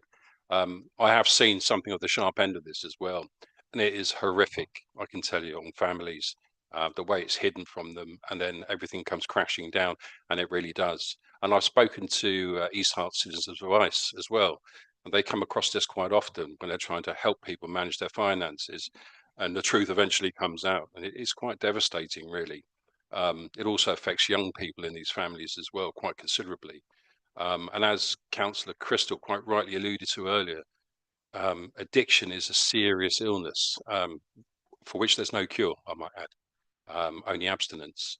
So I cannot believe that various Secretary of States have basically had been bamboozled by, I assume it's the lobbyists for these companies, because these algorithms as well, we know they prey on the vulnerable, because we know that props up the profits of these companies. So I'm quite shocked, but very pleased tonight that you've brought this forward. So thank you so much. I will be supporting it. Councillor Watson and Councillor Hill. Yeah, I agree with what's already been said, and actually 1B sticks in my craw a little bit. Restricting and reducing the amount of gambling advertising and sponsorship. There shouldn't be advertising and sponsorship, and I'm quite happy to propose an amendment to that effect, that we change the wording to say we ban advertising and advertising and sponsorship. Is there a seconder for that motion? Vicky Glover Ward. So now we've got to debate this. But Councillor Hill, do you want to talk on this amendment? I just want to give a little personal insight into gambling. So I'm just going to read this statement I wrote earlier today. So I speak not just as a concerned community member, but as someone who's experienced firsthand the profound and far-reaching consequences of gambling addiction and the struggles and personal costs associated with it. My gambling days were fraught with deep loneliness, the isolation that comes from constantly hiding the truth. The insidious need to lie to family and friends to cover up my problems not only alienated me from those who cared, but also eroded my moral compass. Beyond those relational and ethical impacts, gambling also disrupted my education. I never attained the academic level I was capable of, as the distraction of gambling derailed my studies. This academic shortfall had the ripple effect onto my professional life, resulting in a career that never quite matched that of my university peers. A constant reminder of the heavy toll gambling took on my potential and prospects. His experience underscored the harsh reality gambling isn't simply a game for many. It becomes a trap that can shatter personal life and sever vital social connections. Luckily for me, I realised the desperate state I was in, and with the right support changed my life around, and sit here with you all now. This is a lesson I carry forward. Never write anyone off due to the circumstances they may unfortunately find themselves in. Thanks for considering my perspective. I agree with Councillor Watson's motion that we should ban all advertising of gambling. And just as a little bit of background, when online gambling came into effect and when the Labour government changed the gambling legislation, they didn't predict online gambling. So the legislation is miles behind the reality of what's happening now. So it is really important we push this motion to actually amend to ban all online gambling. Well, not ban online, ban the advertising of gambling. So thank you. Thank you. Vicky, do you want to talk? And because I think Councillor Jacobs wants to have a. I'll let. Okay. I don't know how I quite follow Councillor Hill's account, but what I would say is, as a result of bringing through the gambling policy, we did look at the effect of addiction, and it mostly comes from online gambling because it is so available. People can be playing at 2 o'clock in the morning without leaving their own home, and sometimes it's very easy to rack up the massive debts that you don't see because it's just nice flashy lights, because it's all designed to hit your dopamine centres, and consequently I think there should be absolutely no advertising of gambling. Councillor Jacobs, remember this is on the amendment of no advertising. I mean, in the spirit of making myself unpopular, perhaps this is a question, but the motion, as I understand it, as amended, isn't calling for the government to ban advertising. It's calling on the government to give district councils powers to regulate gambling, including banning it locally within the district, mandating final checks within the district, etc. Which, given the problem with online gambling, clearly isn't going to touch the sides of the problem. So is that correct understanding? And if so, is there any way we could further amend it to make it clearer?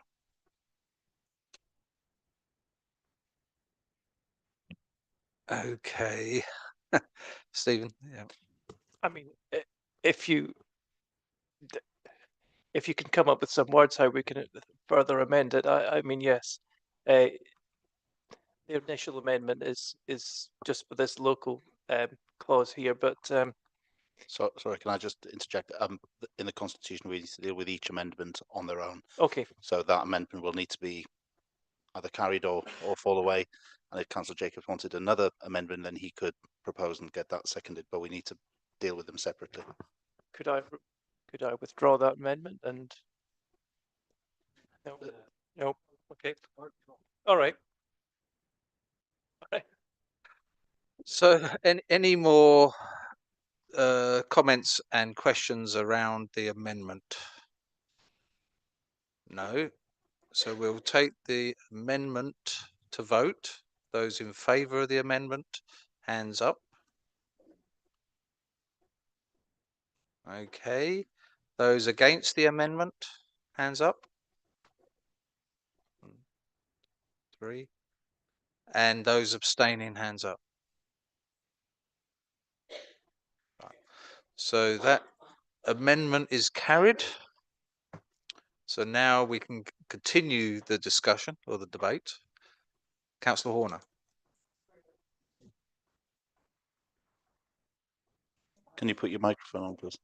Thank you. In the spirit of Councillor Jacobs' intervention, may I suggest, oh, it's just disappeared. Oh no, there we go. I'd suggest an amendment to the wording, so that East Herts District Council therefore resolves to write to Westminster Government, calling it on to 1, give councils wider powers to regulate gambling, 2, or to replace, so delete by and replace A with 2, mandate financial checks so as to prevent gambling beyond means. 3, ban. Yes, that's because we've already amended that. So ban gambling advertising and sponsorship of sporting events and ending all pre-watershed or all gambling advertising. And then 4 would then be increase the remote gambling duty from 21% to 42%. Thank you. Does Is that there resolve- someone does that- seconding that? Does that resolve the issue? Councillor Watson. Yeah. Thank you. Comments and questions? Bob? Thank you very much. I abstained to the first amendment because frankly I didn't understand it. And I think we're at risk of drafting by a very big committee here, aren't we? I think everybody in the room agrees that gambling is, what of a better word, dangerous, alarming, can damage people's lives. We would all, doesn't matter which side of the room it's in on, we would all like to control that. But I do think we need to be very mindful of what this council can do and what it simply cannot do. Sorry to cut you off in your prime there, Councillor Deering. There's not been a seconder to that amendment, so we can't debate that amendment at this point. So if there is a seconder, then we can pick it up. Oh, sorry. So my comments apply actually either way. So at the moment, for me, I'm finding as put forward, the wording at the bottom of page 171, just difficult to understand. I don't quite know what it's trying to say. I think, if I understand it, I would prefer Councillor Horner's suggested revision of that wording, because I think what you're trying to do, if I understand you, is amend the wording so all this council is doing, I say all, this council would be calling on government to do things. And that seems to me to be much more sensible. If I could just make one specific example, this council has no control whatsoever over pre-watershed advertising. So I think your suggested amendment probably will clarify the motion and therefore make it supportable, I would think, by everybody. Thank you. Thank you, Bob. Any more questions? Angus, yes. Yeah, thanks very much. With risk of falling into the trap of amending by committee, just a slight question on that first point of give district councils much wider powers, is whether we should be more forward looking in this and say and future unitary authorities as well. So this is something that we're asking the government to do for. I'm just realistic about how long it might take. The change in government might line up with where we go as an authority. But if we're asking for this change, we should look forward to that applying to the future authority as well as the current one. So I don't know if that requires a full amendment or whether we could just take that on the nod. But I'll seek your advice. Certainly. Any more questions or comments before we, Myone? Thank you, Mr. Chairman. I wonder if we could ask Councillor Horner to repeat what he was suggesting. I confess I got very confused. Right. Okay. So I think Councillor Deering has hit the nail on the head as to what I was trying to do. So thank you. And it does keep disappearing. So the issue at the moment that Councillor Jacobs raised was that it's the wording as it is at the moment suggests that we are asking government to give the district council those powers to mandate financial checks and ban gambling advertising, which obviously is beyond our remit. So by taking out the word by, so you give district councils much wider powers to regulate gambling, and I would be quite happy to insert in future unitary authorities as well. By is deleted, and then the next sentence, mandating financial checks so as to prevent gambling beyond means, becomes an item 2. That's a second thing. That is a second thing that we're calling on the government to do. And then 3 becomes ban gambling advertising and sponsorship of sporting events and all gambling advertising. And then 2 then becomes 4. So we are then calling on the government to do 4 things, because I think that is in essence what we are wanting to do, because obviously we do not have the powers around those two things, which at the moment the motion suggests that we are asking the government to give us, which is obviously beyond our powers. I hope that clarifies the situation. That's very clear. Thank you, Calvin. Any more questions or points on the amendment as stated by Calvin? No. So we'll take it to vote though, then. Those in favour of the amendment as proposed by Councillor Horner, please raise your hands. That's pretty much unanimous. Okay, thank you. Those against and those abstaining? That's one. Thank you. That motion, that amendment is carried. Now I'm assuming that we now need to debate the overall motion. Yvonne, sorry, and then Adam. Chair, yes, we are. This is about using our position to make representations to the government, which we should do. Gambling is a social disease. Let's make representations to improve protections and increase taxation. Let's do that. Thank you very much. Alex? Thank you, Chair. I just wanted to clarify a point was made by Councillor Defley about lobbyists. Well, actually, it's more than just lobbying, isn't it? There are the two main political parties accept donations for gambling. Ministers are taken to events. So perhaps as political party people and members, those of you who have parties that accept donations like that, you do have an opportunity to influence your parties over this issue. Thank you very much, Alex. Any more questions or comments? I think we're all getting very weary here. So we'll take the overall motion to vote then with the amendment. Agreed. Those in favour, please raise your hands. Thank you. Those against, please raise your hands. And those abstaining, please raise your hands. Thank you. The motion is carried. Thank you very much. We're now on to the last item. I think this is you, James. Thank you. Thank you, Chair. Just before Councillor Deering introduces this motion, I just wanted to clarify something so that there's no confusion as to what is being discussed and voted on this evening in this motion. Having sought King's Council's advice on the matter, it has been confirmed that the decision for the final LGR submission is an executive decision, not a full council decision.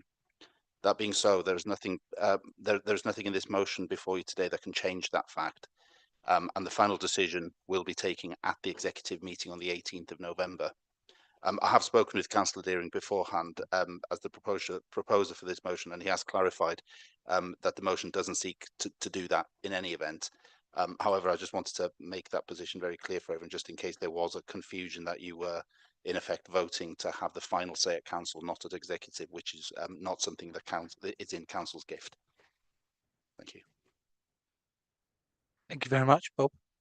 Yes, as a prelude to this motion, it's right that James and I have exchanged notes on this, and it's absolutely right that James, the administration, have been completely consistent that they have advice from King's Council to the effect that this LGR decision must be made by the executive and not by full council. I've asked James to provide me with that council's opinion, and he has declined on the grounds of privilege. I find it very difficult indeed to understand why it's privileged. This is a decision that clearly the council is relying on, and it's relying on to support what is going to be the biggest decision this council has probably ever made. It seems very extraordinary that we are apparently not entitled to see the King Council's opinion. If I may, speaking as a lawyer, it absolutely does not follow that just because a barrister, whether that's an ordinary barrister or a King's Counsel, provides an opinion, it's necessarily privileged. A privilege is quite an intricate affair, and I've not seen any explanation as to why it is said this particular advice is privileged. And I think we should see it. I think everybody in this room should see it. It's very, very important. That said, it is right to say that our motion does contemplate in paragraph 4 of the motion that the decision will be made by the executive. But that's not to say that we shouldn't all be satisfied that that is the correct approach. And if this council is relying on that King Council's opinion, openly relying on that opinion, I think we should see it.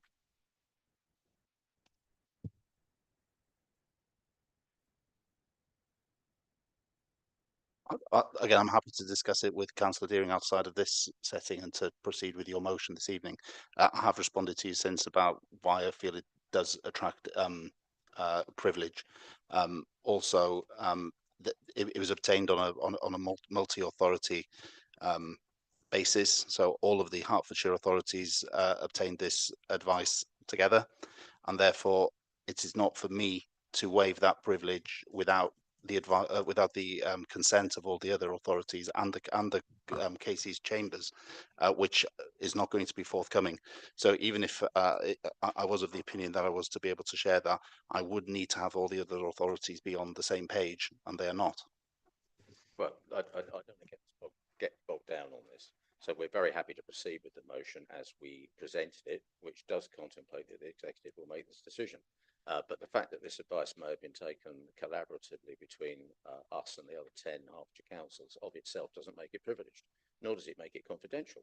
You're relying on this advice in an open public meeting, a democratic forum, where we are meant to be representing our residents and making sure that things are done in the correct and proper way.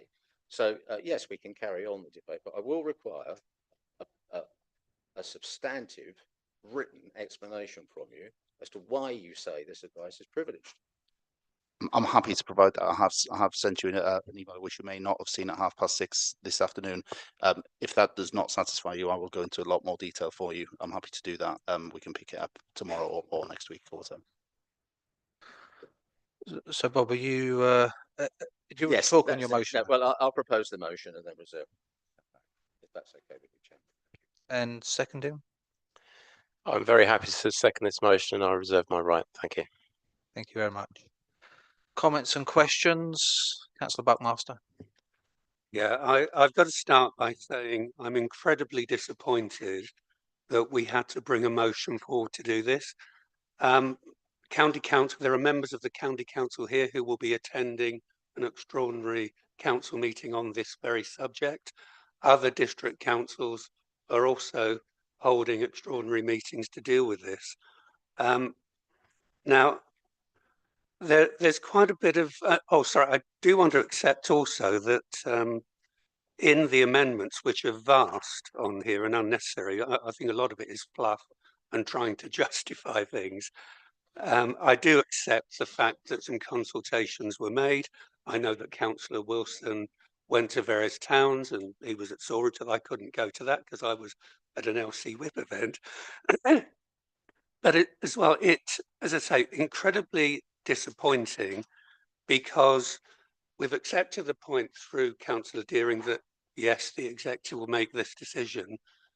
The only person who has sat on the higher authority, the County Council, who understands the 80% of services that will move to a unitary, is Councillor Deering. I'm looking at the rest of the executive who probably don't have that kind of experience. It will be really informative for you to listen to those who do have that experience. And it's not just about geography. It's not just about whether we team up with one local authority or another. It's actually opening up to all of the different services and how they pull in different directions, what the implications might be of actually splitting up one service and dividing it over 2, 3 or 4 local authorities. I'm aware of big complications around that. We need to be open. I'm not suggesting that exec members don't have knowledge of various things, whether it's social care in the case of Councillor Dumont or others, or planning, but there's a broad depth of experience that unless you've been on that other council, you don't know. So I would advise you to go with as you've now amended, but I just think that this was a lot of fluff, to be honest, and just justifying what you weren't prepared to do earlier. Thank you, Chairman. Thank you. Ben, do you want to comment on the amendments? Yeah. Yeah, I mean, Sorry, I've been told the amendment hasn't been proposed yet. Right. that's what I was hoping to be able to do, was propose the amendment. Yeah, no, thanks very much. Thanks Bob, thanks and Ian for your motion. So I'm proposing an amendment.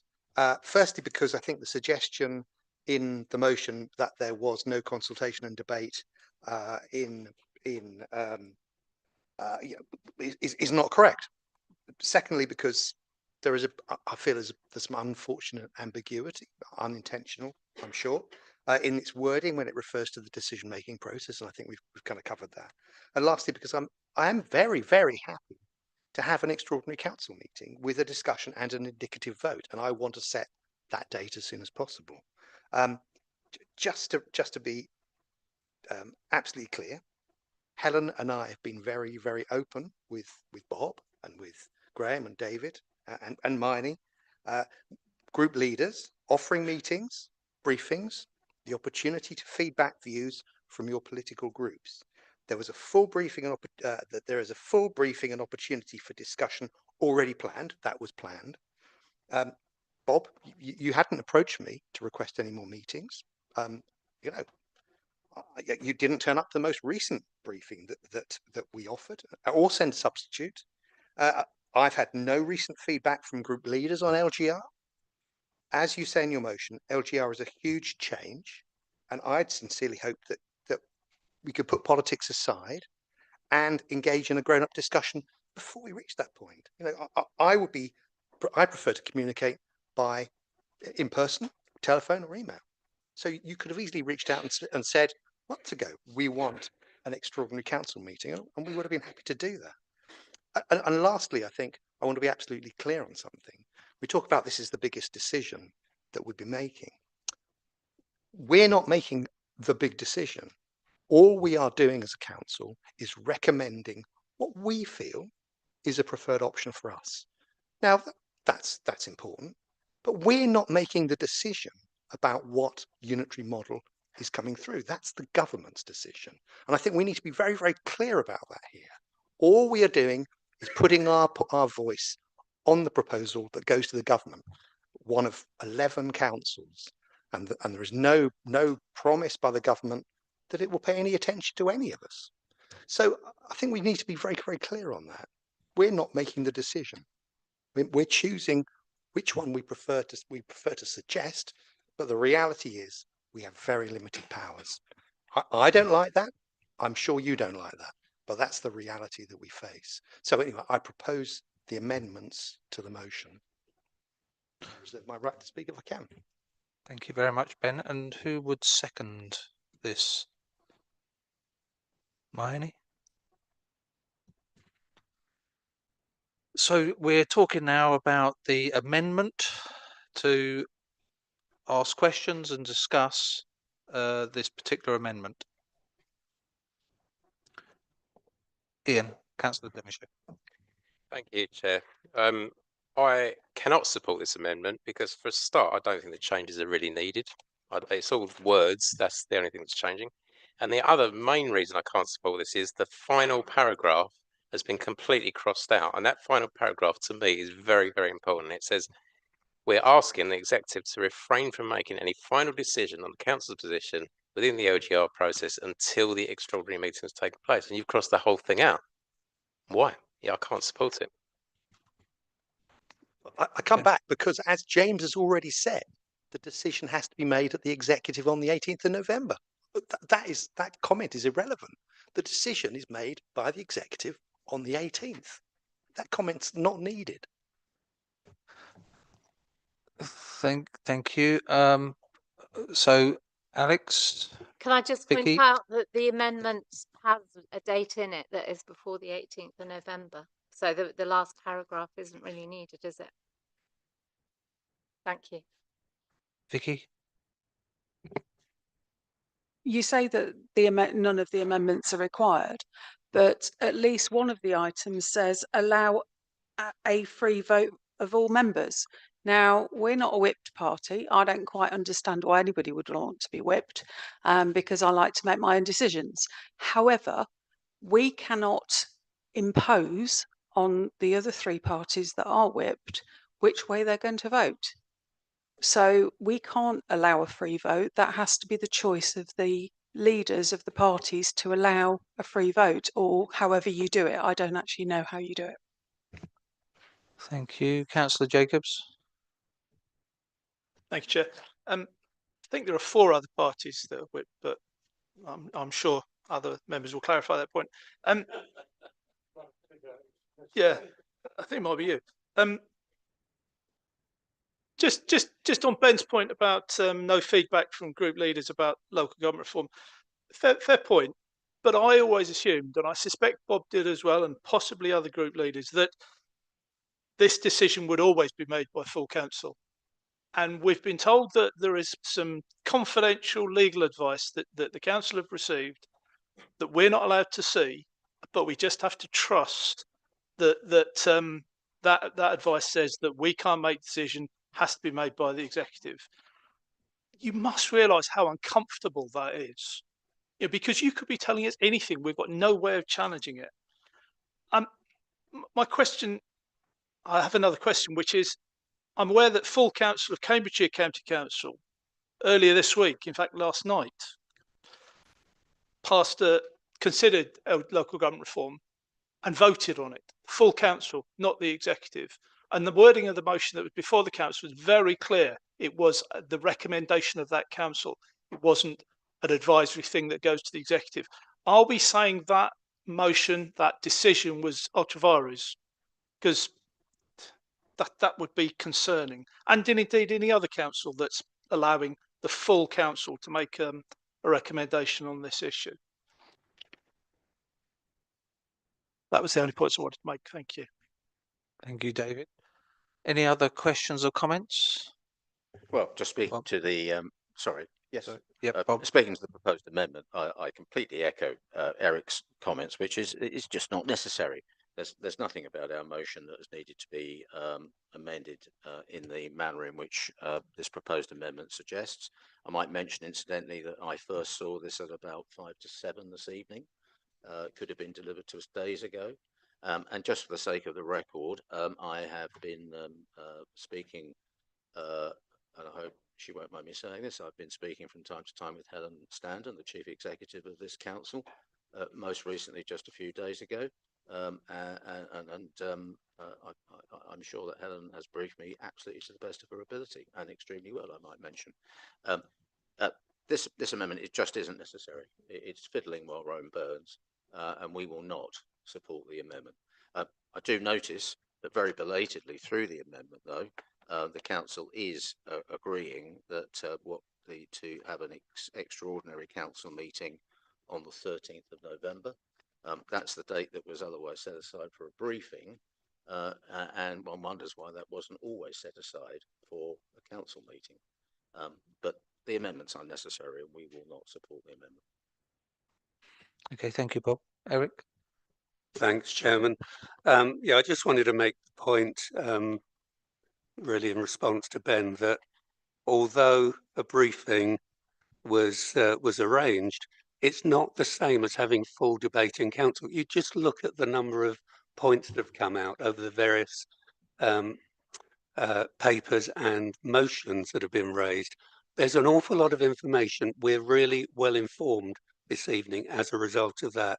A briefing isn't the same, really isn't. So I don't know what you were thinking of. It had to be full council, always had to be. And I take Councillor Jacobs' point that a full council can vote to recommend to the cabinet. Constitutionally, there's nothing wrong with that.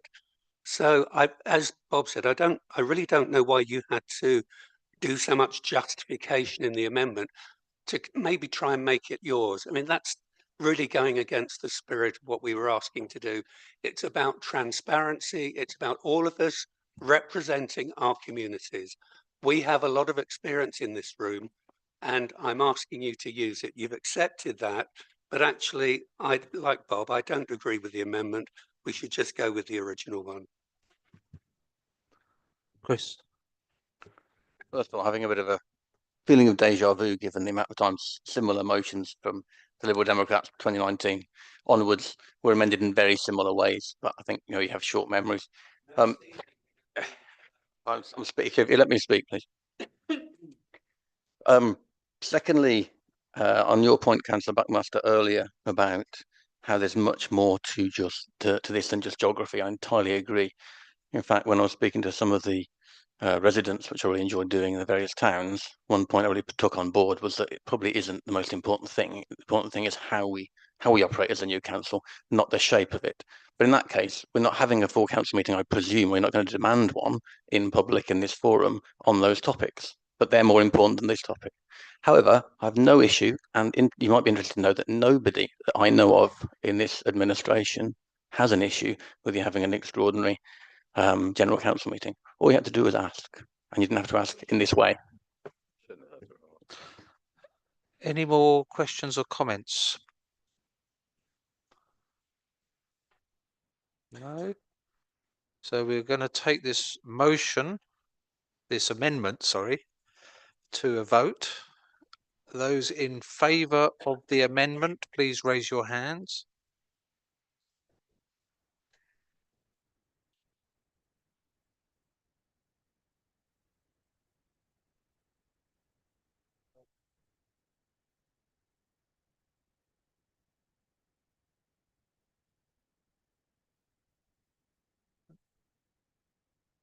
And those against, please raise your hands.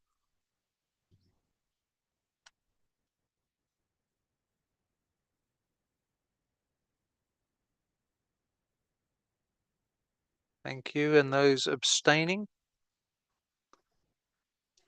That's one. Yep. So I believe that that amendment is carried. So we can now debate the overall motion, if there's any more to say. Chris?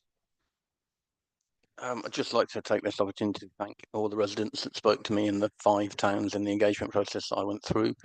Very, very interesting conversations.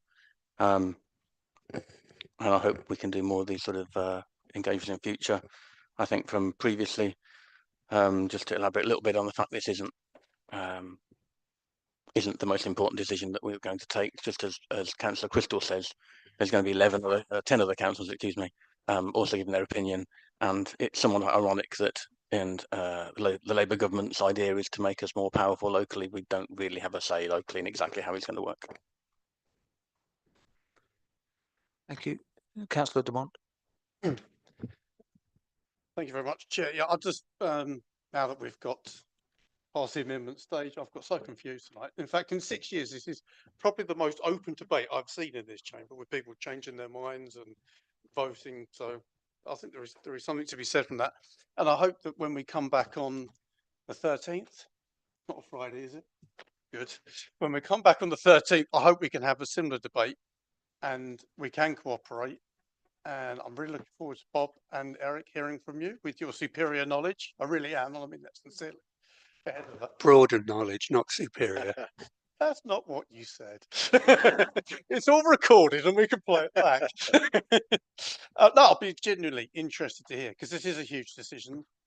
I hope that the county and therefore the government do listen. So yeah, looking forward to hearing from the pair of you. Or anyone else in this room, if I've forgotten anyone, who has that superior knowledge. Councillor Waltham. Thank you, Chair. As you rightly say, there are 10 other district councils and other councillors who are involved in this discussion. It would be really useful, I think, if we could have a briefing note to find out what other councillors are recommending before we have that meeting on the 13th. Is that possible? I don't. I think the week. No, is the answer. The decisions are being taken over a period of time, and it won't be. I think that will be too early, so we won't know. We'll have the full proposal paper by then, but we won't have. The councils won't have had their meetings. Yeah. Sorry. Unless there's any more comments or questions, we'll take this motion with the amendments to a vote. So those in favour, please raise your hands. Okay. Those against, please raise your hands. And those abstaining, please raise your hands. That motion is unanimous and carried. Thank you very much. I've got to close the meeting, so Quick. It's what? at 10:27, I close this meeting. Okay.